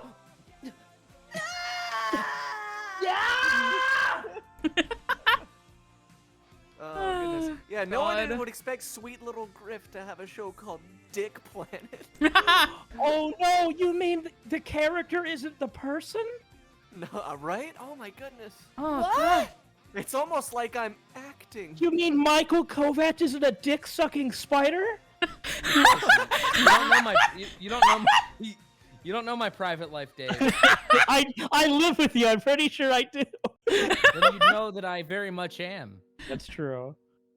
I find it one of the funniest things in the world is that Michael plays such a fucking horny character and is the least horny person I've ever met. But that's why I think he's really good at it, honestly. Michael is anti-horny. Bonk. Bonk. Bonk. Go to horny jail. It's like right as he climaxes, he's just like, cool. This You- is my com. You have this is no my idea. Oh no, I can only imagine. He's like, poggers. Hey, Jacob, do you want to tell the story about how you got your wife pregnant right after I paid for your food? That's true. So we did the first time I went to meet Dave in person, I was taking my wife to New Orleans for like a day trip. I was like, well, Dave is like near New Orleans and it's on the way. I'll stop by and just say hi to Dave. We'll do lunch or something. So yeah, we did that. Dave bought me a gumbo and he bought my wife a salad. It's very nice for him to treat us to lunch. But later that night, me and my wife were in a hotel room in New Orleans. Of course, we was fucking. And so we timed everything out to the time that my son was born, and we pegged that trip to be whenever my son was conceived. There was pegging, all right. Yeah, exactly. Oh, trust me, there was pegging. So what I bought the fuel that empowered that fortification. Yes, you did. The gumbo that you bought me fueled my fucking the sex fueled rage that I now have a new name for. So your son- Uncle Dave. So your son's gonna call me Uncle Gumbo. Yeah, Uncle. Uncle Gumbo indeed. Oh, fucking hell. Yes, Dave, you provided the energy for me to go come in. Someone said Gumbo fuels the nut. Exactly. God damn it. See, you're gonna call my son Old Gumbo Nut. Also, it's impossible to find good gumbo in Texas. Ooh, someone asked, hey Dave, if you got James Rolfe to guest star on Farfetch, which role would you give him? I'm not joking. Ashley and I have actually talked about I really would love James Rolfe to cameo in the show as a character. Oh, yeah. Because his show Monster Madness is like what got me into creating content, and also like old AVGN. I love James Rolfe. But it would just have to be the right as with every other cameo we would both like to have in the show. It just has to be the right role, you know. Yep. We have people we'd love to work with, but we have to make sure the character is right for them. Mm-hmm. But I would love to have James Rolfe in the show somehow.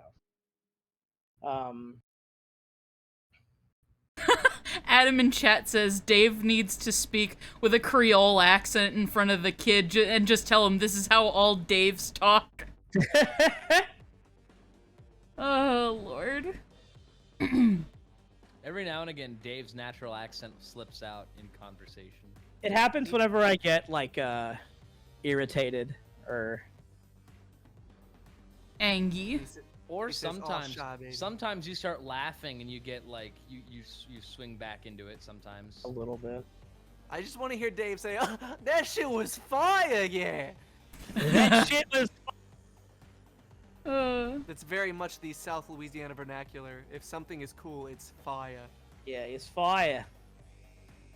If something is cute, they Are say, you Australian? "Oh, Sha." Am I Australian? Am I Australian? I don't know. Australian? Fucking, I hate... So I grew up in the Silicon... I grew up in the Silicon Valley of California. Explains a So, lot. literally, Valley Girl area, and every now and again, that California accent will slip out. And Oh my I god, hate Brett, myself we for it. shoved the new iPhone 10 up my ass last night. It was so hot. Oh my god. Stop being mean to me. I don't know what accent I have. Standard Midwest, I would say. Probably, because I was born and raised in Ohio. Yeah, it's Just just a one- standard Midwestern accent. How does one gauge the budget for an independent project such as this? You basically have to go through every aspect of production, judge on paying everybody fairly, more than fairly in the case of Ashley, because she's a fucking good, decent person. And then you. just with everything going on, it's a lot. You take a lot, and it turns out to be quite a bit of money, as we've discussed. If But, I'm being honest, how I gauged the budget initially was just fucking around and finding out, because there was no, like, I had a general idea of what a lot of things were going to cost, but I didn't know what everything was going to cost. So I just kind of had to figure it out as I went along and ask my artists, like, hey, or ask my other friends in the industry, like, hey, what is an acceptable rate for this? But as and we say this on the new Patreon page, what I've figured out with, overall cost of everything, that's voice acting, character design, compositing, music, sound mixing, fucking animation, backgrounds, everything, it's roughing out to be about $6,000 per minute.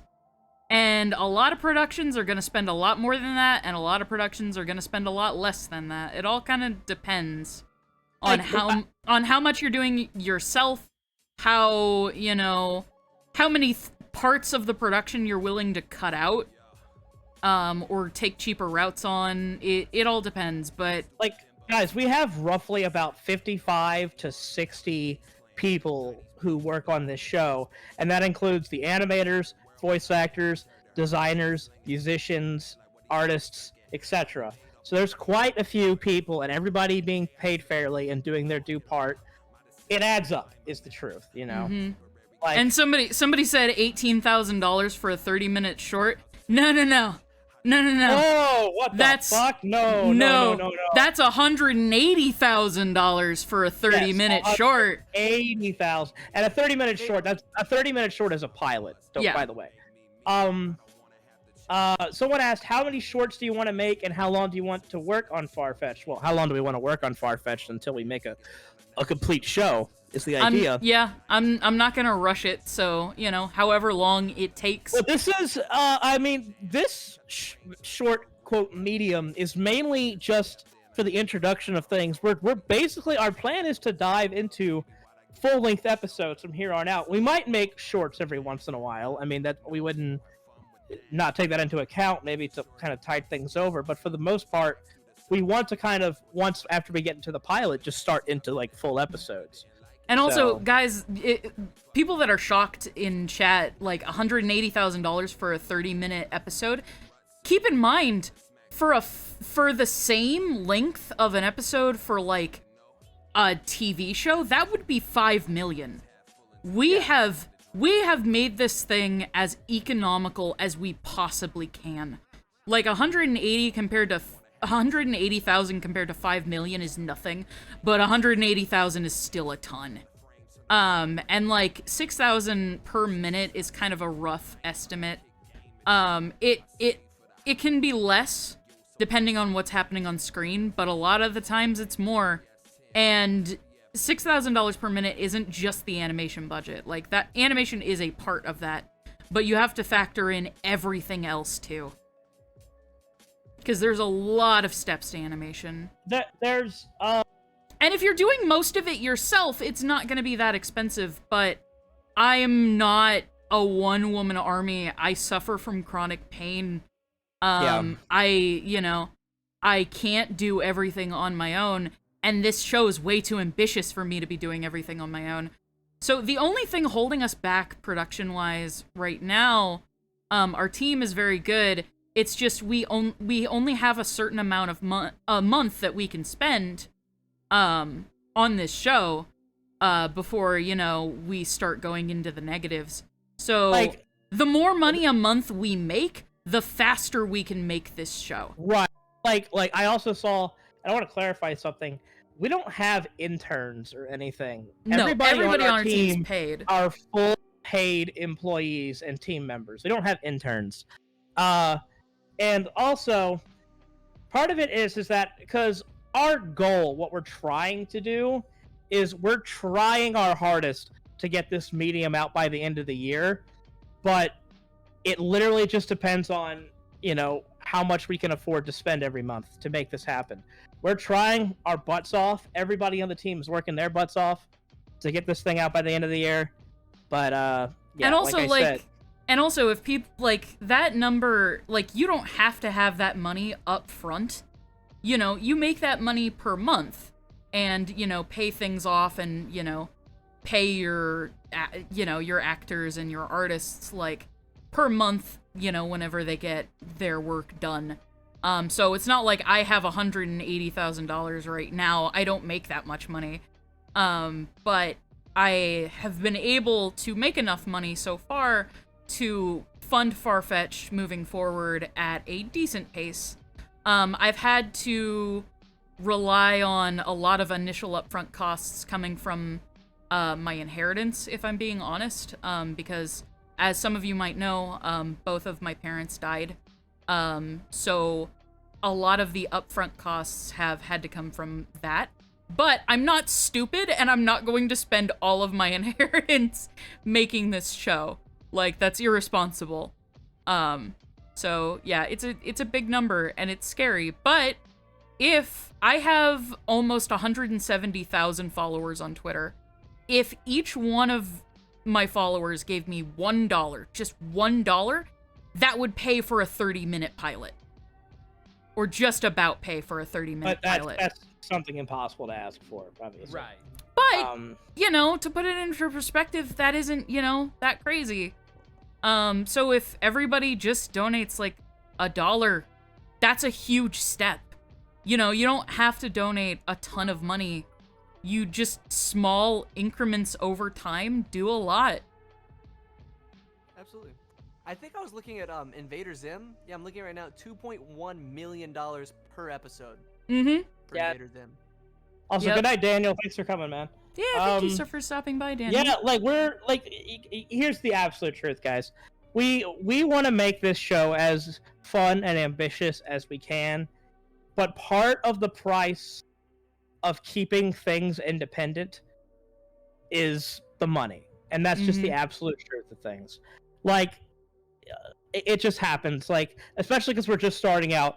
If our dream goal is that this show is liked enough by people that it starts paying for itself to be made.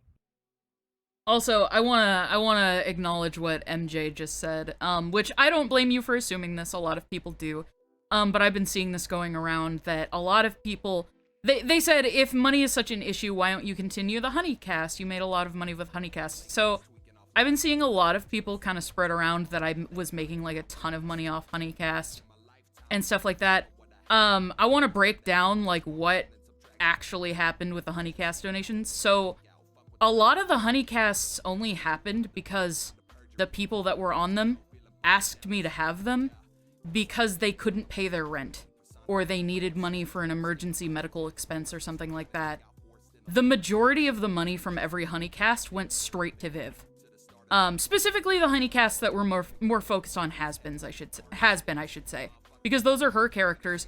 People are donating to hear her characters, and that's only fair. And I wanted to make sure that has-been happened, because as I've been explaining, animation is fucking expensive. So the vast majority of the money from Honeycast went to Viv. Then, from there, everything was divided up amongst all of the voice actors. So, like, I probably made maybe $500 a month off Honeycast, like, personally, which is a lot of money. That is absolutely a lot of money. $500 is nothing to sneeze at, but my rent while I was doing Honeycast was $2,600 per month. That didn't even put me under the $2,000 mark still to pay off my rent. So that money was just gone after every Honeycast. Like, that was not a lot that I made. And a lot of people seem to have, like, this conspiracy theory that, like, Honeycast stopped because, like, it was making so much money and, like, Viv got upset. No, Viv was getting money from Honeycast because, of course, she fucking was. She deserves it. Those are her characters. And I wanted to support the show, and Honeycast was a really good asset to do that with. And then, secondly, I wanted all of the voice actors to be taken care of, too, or just any of the guests that were on. Because a lot, like, there were, I won't say who, but there were multiple guests that literally wouldn't have been able to pay bills if it wasn't for the generosity of the Honeycast fans. And you guys tuning in and, like, helping with that. And, like, you know, there were a lot of times where Viv was fucking amazing enough where we just took all of the money that we made on that Honeycast and gave it to, like, one person who needed it. There were multiple Honeycasts where I was like, hey, Viv, like, can we just take all the money from this Honeycast and, like, give it to this person? And she always said yes. She was super fucking generous. So yeah, I know that, like, that's a thing that's going around, but no. Honeycast was not... Honeycast made a lot of money, but it did not make a lot of money for me. It made okay money for me, but not, you know, a ton. The real reason why Honeycast is kind of stopped is because I'm just kind of overwhelmed, and this, like, working on creating my own show and working on other shows and dealing with chronic pain has just kind of taken it out of me. I don't have the time, and I'm working on healing and getting better and managing my time and stress better so that I can get back to it, because I want to. I fucking love Honeycast. But it's just not, it's not in the cards right now. I want to get back to it, but I only have so much mental bandwidth that I can deal with right now. And a lot of the mental bandwidth clog is just me trying to learn how to manage a show and manage my own life at the same time, because I've never had to do that before, and it's been a learning experience, and I'm still not that great at it, but I'm trying to get there. So, Honeycast will be back, don't worry. I mean, part of the good thing is that when it does come back, and we can focus on, like, stuff that is more far-fetched oriented, this is our show, so in this case, you don't have to give money to somebody else. So, like as far as that, so that would help more, because we have talked about the fact that we know that people do enjoy the streams a lot, but it mainly is about Ashley being able to handle them, because a lot of stress goes into hosting those streams, and that's just the truth.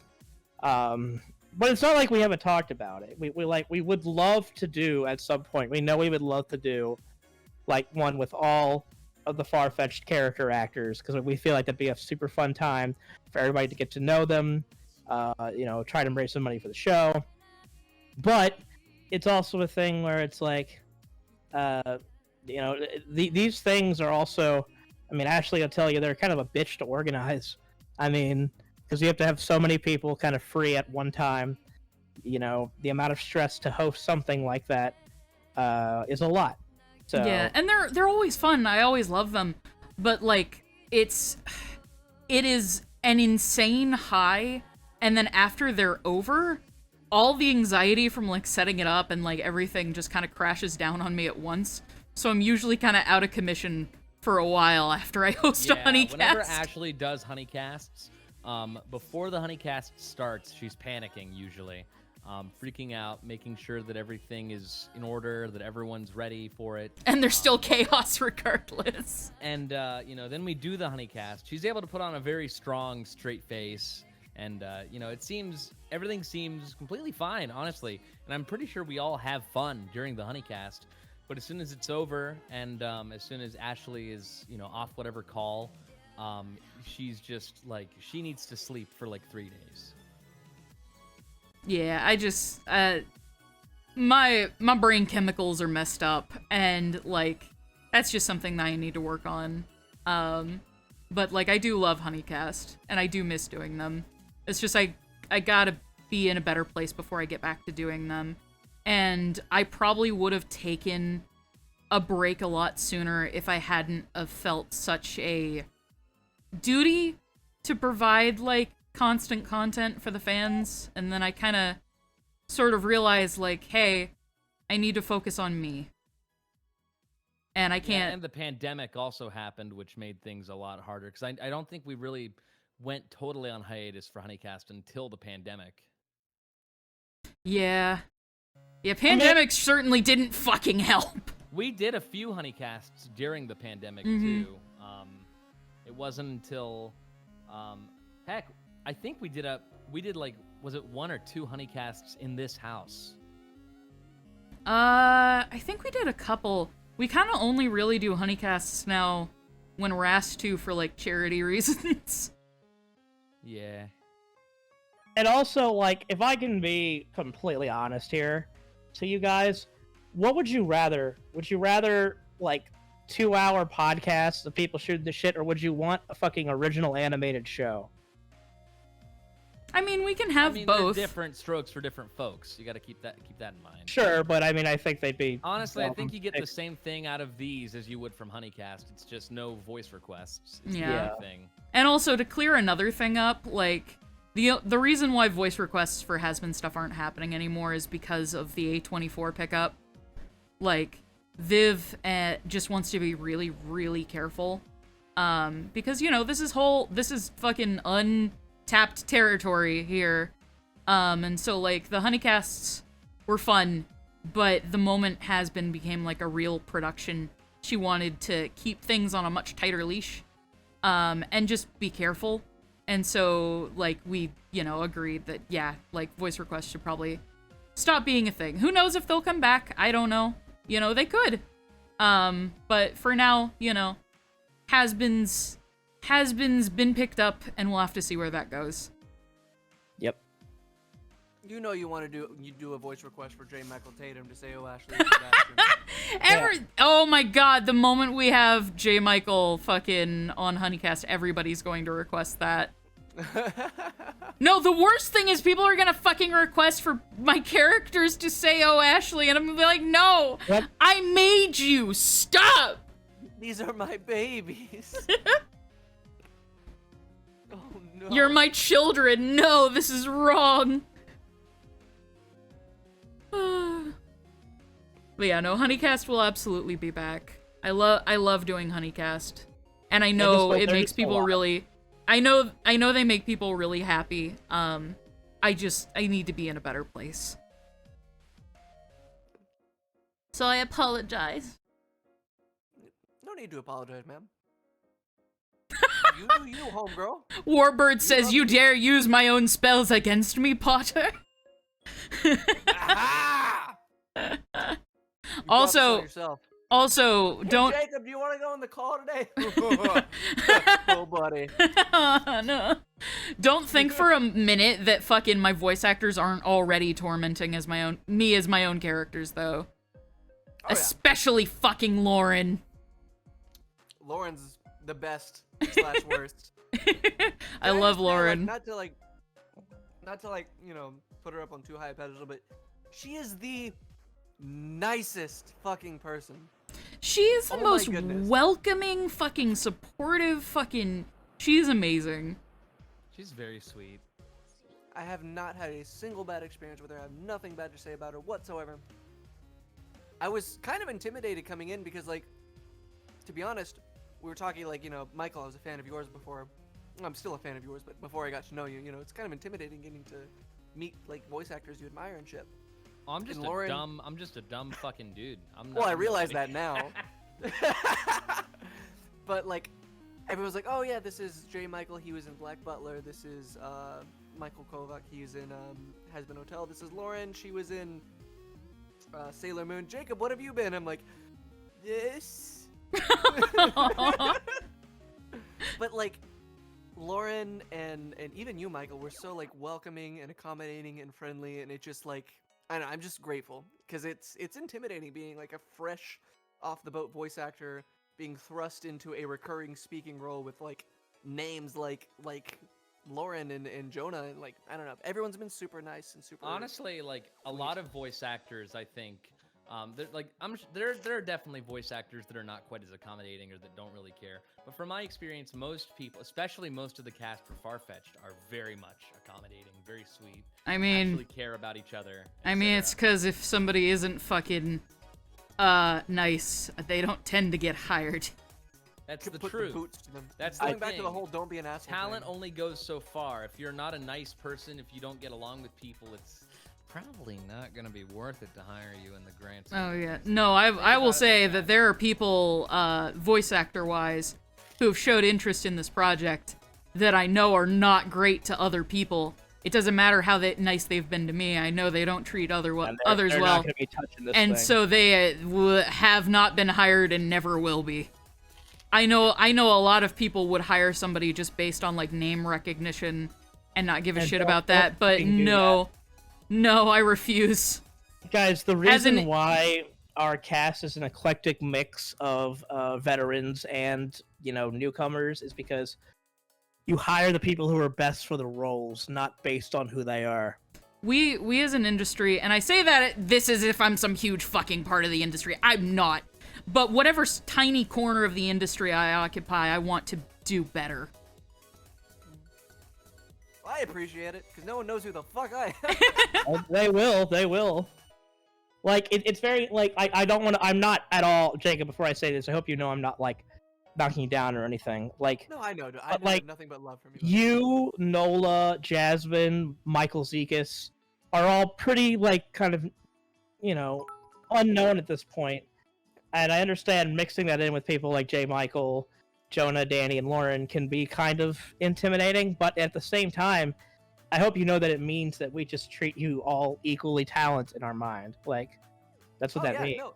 Whenever Ashley sent me my paycheck and was like, here you go, I was like, Ashley, this is very generous. And she was like, well, I mean, I've got professional voice actors that I'm not going to pay you all the same differently. So, yeah, here you go. I was like, thank you so much. It is, I would say, like, Adam, that's a good point. Like, it's very interesting. Like, sometimes it does also come down to a thing, not necessarily like, you know, who the person is, but can you also, like, getting along with the person is very important, especially if you have to work with them. Mm-hmm. Like, do we communicate well with each other? Because the most important thing about working collaboratively is being able to communicate.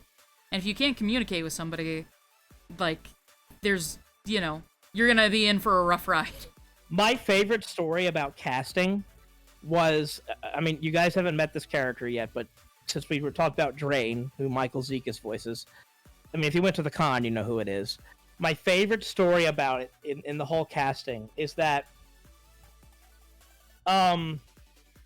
we had two people in mind for Drain that we were choosing between, and auditions ended at midnight on, like, a Friday or whatever. Literally at 12:05 a.m., 5 minutes after the deadline, we got our last submission for Drain from Michael Zekas, and he threw everything for a loop. And Ashley and I were like, fuck, this guy is Drain. He was the very last person to audition. It was awesome. So, and I give him shit. He's such a sweetheart, I give him shit for it. So, and the moment we got in call with him, like, we just clicked, like, immediately. Like he got the not just the voice, but he got the character right away. And we're like, yeah, this guy, he's got it. Like, Yo, this is random, but Rob Paulson as Papa Swirl, that would be fucking dope. oh god. That would be awesome. Well, thanks for the new headcanon, M. Crane. Doing his is he Yakko or Wacko? He's Yakko. He's Yakko. He's Yakko. Okay. But yeah, at the end of the day, like, we don't care what somebody's, like, popularity is or even how much experience they have. Just as long as, you know, they fit the character and, you know, we get along and they, you know, can do a good job, like, that's all that matters. Oh, and also if they're not an asshole. Yes, like straight up, like when we made the character Griff, like I knew that Jacob would just be the character just from how he was, because he like embodied the character. J. Michael, Ashley always knew wanted to be Quinn. When fucking, you know, Jonah tried out for Warren and Danny tried out for Piper, they just embodied what we wanted for the character. And it just was this kind of thing where it's like, you know, when you cast things, you just know. When somebody nails the character and what you have in your mind, you just know and it clicks. Yeah, You have because that like kind of- the moment that happens really is like you hear the audition and you don't hear an actor anymore. You just suddenly hear the character. Like, that's how you can always tell when somebody's the one, because you'll hear over and over again, I'm like, all right, I hear the actor, I hear the actor, I hear the actor, and then all of a sudden you hear it and you're just like, oh, I don't hear the actor anymore. I just hear the character. That's got to be a surreal experience too. Like realizing, like, oh, this is the voice of my child. Yeah, it's very wild. It's very, very wild. Like, I made Quinn about, like, 6 years ago, I think. And I had always had J. Michael kind of in mind. I went kind of back and forth on it, because I was like, oh, if this was ever a thing, I don't know if I could get him, so I don't know if I should, like, you know, bank on that, or if I should, like, really, you know, be dead set on that. But in my heart, it was always J. Michael, and hearing him voice Quinn for the first time, I kind of almost nearly cried. It was so surreal and so cool, because I was like, that's it, that's my boy, that's my baby, he's real. And then seeing like the animation finally coming together and like seeing him move, I was just, it's one of the best feelings in the world. Isn't that right, Rue? Isn't that right, Rue? Also, I know I've said it before, but goddamn, look at the hips on this man. Also, I do want Looks to like a truck. I do want to give a shout out to Nola, who I feel like it mainly because that the Sesamoid Gang are the new characters. Nola deserves more credit for her work as Rue, because she is phenomenal. Oh, she's amazing. And speaking of, English isn't even her first language. It's not. And she it's does hard it to believe. perfectly. She does absolutely fucking perfect. Her first language is Dutch, I believe, right? Yeah. Yeah. Dutch. And she has a fucking phenomenal singing voice and is a fantastic voice actress and just super fun to work with, so sweet and just so cool. I'm really looking forward to getting her on stream sometime soon, because she does an absolutely perfect job as Rue. And same with Jasmine, voice of Kira. You only get to see her go bark, yip, growl, but she does an amazing job as well. Great job. Like I'm sure it's gonna be very trippy for you guys to hear Jasmine like talk for the first time and not just hear barks. She's so sweet though. She's very, very sweet. Well, For some reason, what is it? What do you say? Oh, fuck! The chat moved. Somebody said Andrea Romano. For some reason I thought you said Ray Romano, and I just instantly headcanoned fucking Ray Romano as fucking Quinn here. Like, isn't that right, Rue? Or whatever the fucking however the fuck God Ray damn Romano it. says. God damn it. Isn't that right, Rue? Fuck, it's probably trash tier Ray Romano, but there you go. Ashley, will you eventually give the cast or characters sesamoid personas to, or give the characters of sesamoid personas? Okay, but I've actually put a lot of thought into this. All right, so Here we go. I don't have everybody figured out, but so I put a lot of thought into this. Quinn, I say Beta Fish as a joke because he's an asshole and he's very pretty, but I think Quinn would be a fox because fucking foxes are very cunning and they're usually like seen as tricksters and stuff like that, and Quinn is always trying to come up with the next big plan to get money for his band and to make it big. And also foxes are, you know, typically very beautiful and like pretty and elegant, and he is all of those things as well. So okay, so he would be a fox, and then Rue would be a deer because deer are very easily spooked and cautious and very gentle, which is very much Rue. And also she is definitely a prey animal surrounded by fucking carnivorous beasts. Fucking Piper is where I get stuck. Same with Warren. I keep imagining Warren as just like a bull because he's very stubborn and strong-headed and can get pissy, but he's really actually a softie. And then Griff was a Griff. And then Griff is a possum. Yeah. Piper, I I love feel it. like would be. I'm trying to think like what's an Piper, animal I get- that's very like Yeah, gung ho. Piper gets Yeah, stuck like a on falcon, maybe? Oh, a falcon. That's a good. I some like kind that. of bird would definitely fit Piper. Something, an animal that's very kind of gung ho and like I think maybe encouraging. Because Fearless but intelligent. Piper is very, she is very funny, hyper Piper. That she's very gung ho and like I said, shoot first, think never kind of joke. But she's also extremely encouraging, and like you know. Okay, like, but somebody said ferret for Griff. I think ferret for Piper would actually work really well. honey badger. Honey Badger, true. Like they're very courageous, and Piper doesn't back down from a fight. I mean, ferrets are very goofy and excitable and gung-ho, but also very sweet. An otter. Otter works too, actually. Otter She Matapia. otter no. Border Collie, that's also very accurate. How'd you come up with the actual names of the characters? Ooh. We got a lot of inspiration from just like things that we enjoy. I think Rue, we literally just spent an entire afternoon looking through a fucking just list of baby names because we were so stuck. We were like, just fuck it, let's fucking go through an entire list and fucking find every single one we like. I will say, Rue's full name does tie into the lore of her character. Oh yeah, it absolutely does. And then should we say what some of the original characters' original names were? I mean, we could say what some of the original names were. The only thing is about some of their actual names they are referenced to things a little bit, but they might spoil certain aspects of the characters. Yeah, so I'll just say that the characters' names were inspired by things we loved and inspired by where we want to go with the characters.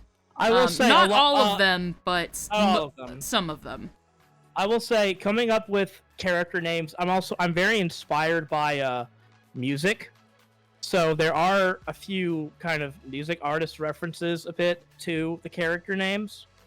Piper and Griff Piper, Griff, and Rue. You guys know about Rue's name change because she was originally called Lucia, but Piper and Griff actually went through name changes as well. Yeah, we can say that Piper used to be Alice and Griff used to be Chester, and then we changed them both, and we like the names better. Yeah. We can say that.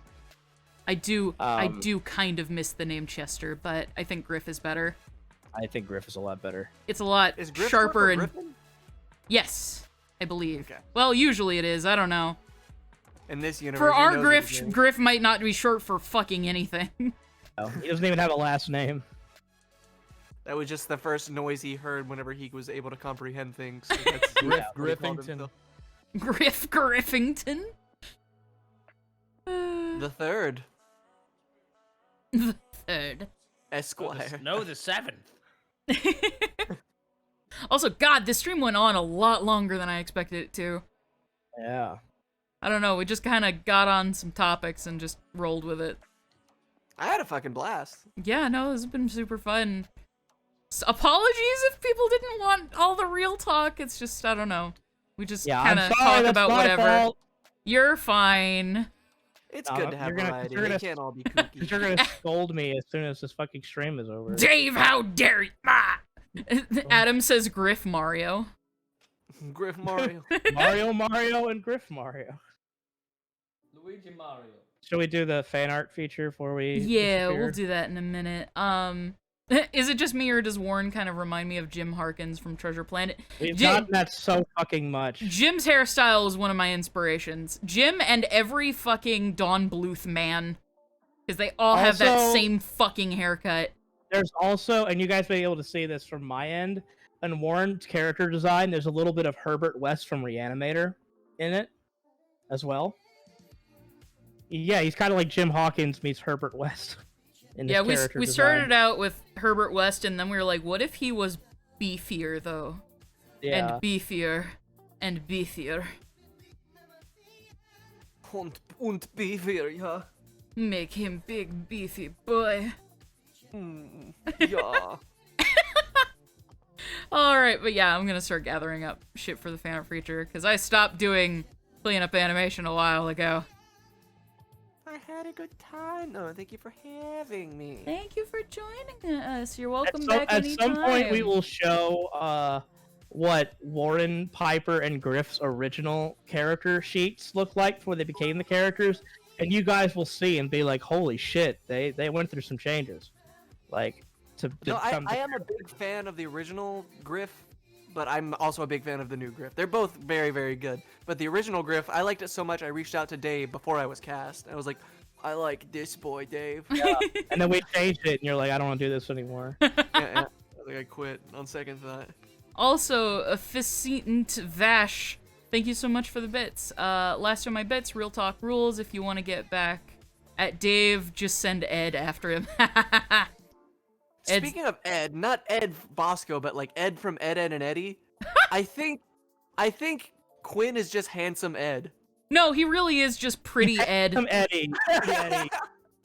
We have Eddie, jokes that yeah. Eddie, yeah. Pretty Quinn Eddie, yeah. does have Eddie energy a little bit in what he does. He's a very much a schemer. I mean, that's why I pretty Eddie. said fucking Quinn and Grunkle Stan would get along. Like Eddie, Grunkle Stan, Quinn, they would all fucking get along swimmingly. Yep. Or they would hate each other. They would they would try and out scheme each other. Make schemes to sabotage each other's schemes.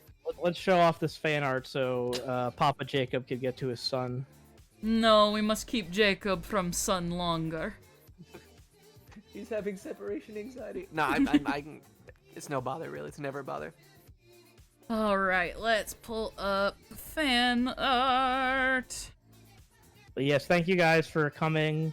Again, I apologize for my dickish real talk. I will learn to keep it in control. Yes, oh, there's Grunkle Quinn, just like you said. Yep! Hey. Grunkle Quinn, I fucking love it. This is awesome. Thank you so much, Dude, Ray. would it be Quinkle? Quinkle? Twinkle. Twinkle, twinkle. Twinkle little. Oh, God. Fucking, and then next up from Haley, we've got not fan art for the show, but just for Dave. There's a rat in my eye! Ah! Nearly done the Holy Skeleton Boy and decided to have a little ranch in there. Then on to printing and sending them out. This is awesome. Fucking great job. I love all the prayer candles that Haley's been doing. They're so fucking good. I love this so much. You would not believe, hey, Ranch has been putting so many holes in my shirts recently, so this is very, fitting. It's very, very fitting. Next up, we've got Leonardo saying, do you think of making limited edition cells? I would love to make cells, dude. One of the things that I used to do, was, like, fucking make fake animation cells. And I really, really miss doing that. It was a lot of fun. animation cells is a nearly lost art, and we need to bring it back. I swear to God. Dude, Quinn should chew a jawbreaker at some point as an Eddie reference. Fucking Ashley and Dave stream so far. Everyone's really sleeping on Oh, Warren what the here. fun. God damn it, that's an excellent pun. They do That be is wonderful. They do be sleeping do on be Warren sleeping though. on him. Listen, them titties would make great pillows. I'm just Oh, yeah. saying. And Griff's like, I'm on his back. Then next up we've Warren got would be like, get Tat. off my back. I was like, come I on, will on your check back. my No, I'm on your Discord, back. Sabella. I'm sorry. He lingers. From the makers of Grilk comes Grusk. Griff Don't ask how Musk. he got the scent. He lingers. Perfect for ice cream truck. Oh my god, can we make fucking Griff fucking car fresheners? Oh, like little air things? Yeah. Yeah. Perfect for ice cream trucks. Don't ask how he Dude, got the scent. you've heard God. of the Swiffer. Now get ready for the Griffer.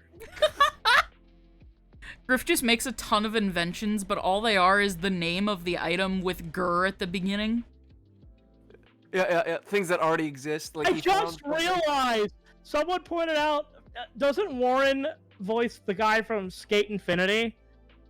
Yes, Yeah, yes he Joe. does. Jonah, Joe. doesn't he also have like massive titties? Does he? Oh, poor Jonah being typecast as big titty man. Dude, Jonah voices a character named Joe. Joe Mama. Ha, Oh, ha, ha. It's true. Warren does not have an ass. It is concave. He I is like the little bulge you gave negative him. That's fucking ass. sweet, dude. There's Happy Quinn. Yeah. There's the Love- proof I love of his how my eyes manhood. just gravitate right down there. Dude, if you look at the chat, it says Dave Capdeville permitted the term big boobs. Fucking next up we've got Millie, who says Sleepy Quinn, I love the PJs. They are super, super cute. Excellent job, Millie. Also, cool seeing Quinn without his makeup. I already retweeted this earlier, but I figured I would show it off here. Just Ellie Draws saying the Far-Fetched gang with Ashley Nichols Art Honey Bun. They are all far too cute. I love this a lot. This is precious. This is gonna be me when we get fucking plushies made for the show. I'm just gonna hug all of them and never let go. Where's the Papa Swirl? I like how we joke how Papa Swirl has basically become his own character. He You know, he's is. just an ice cream truck, but Spooky says, here's a quick drawing that I did of Piper from Farfetch, so sorry if it looks bad. No, it looks awesome! it looks great. I love your choice of colors with the background. It's super cute. You did an excellent job. Thank you.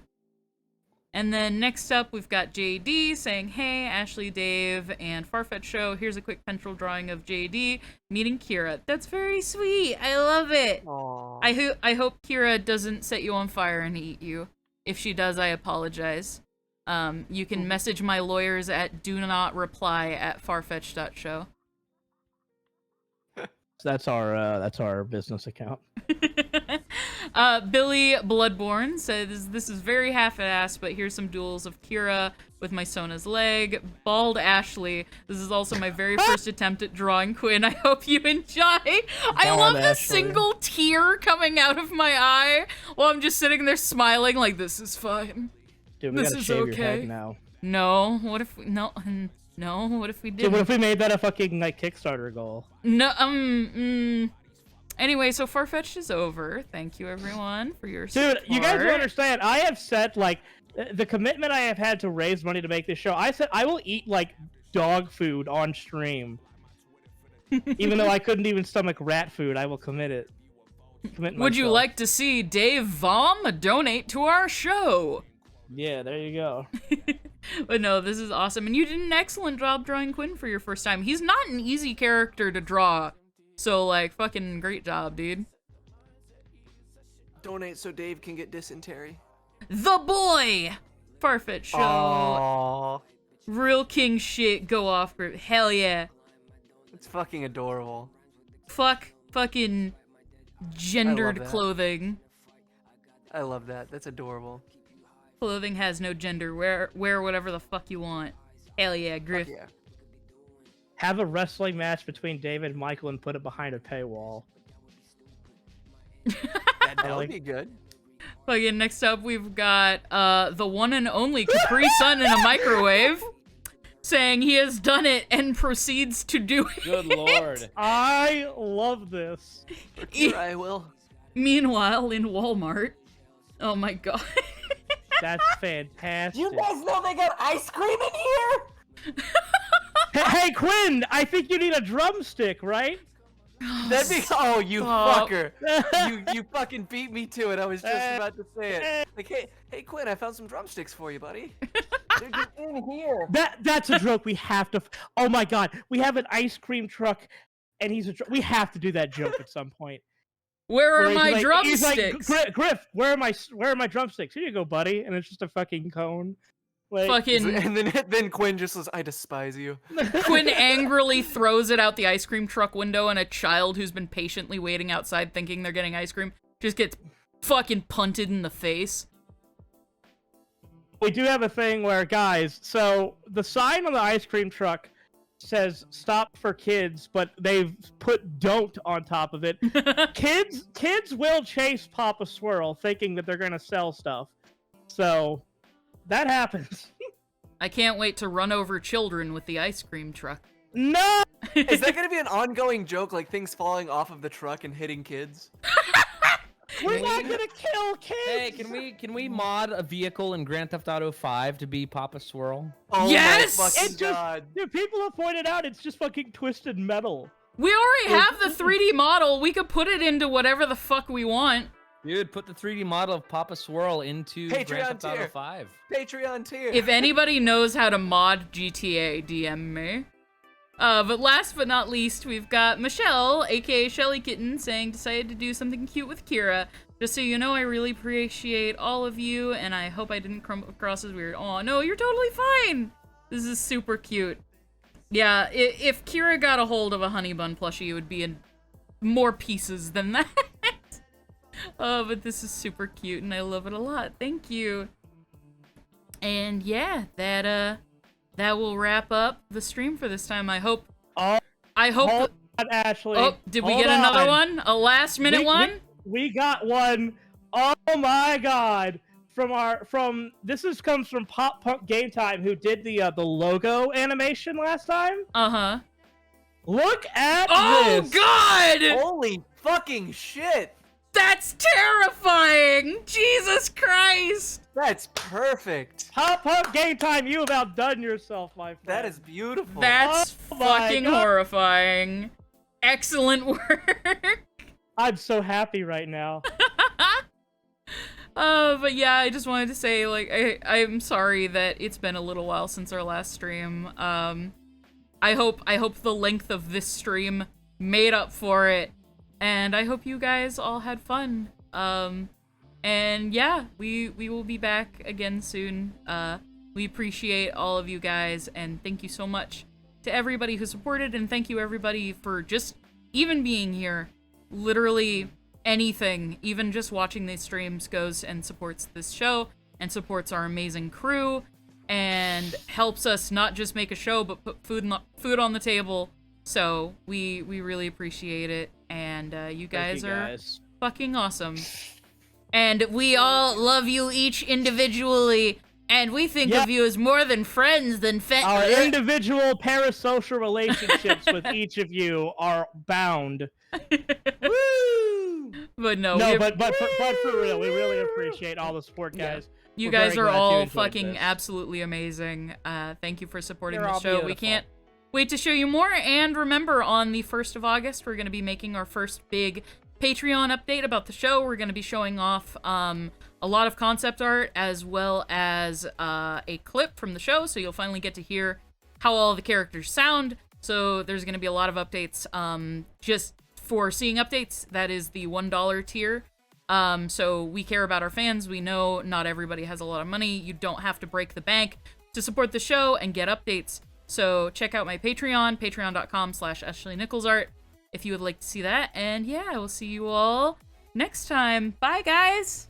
Bye. Bye. Bye. Bye. Bye.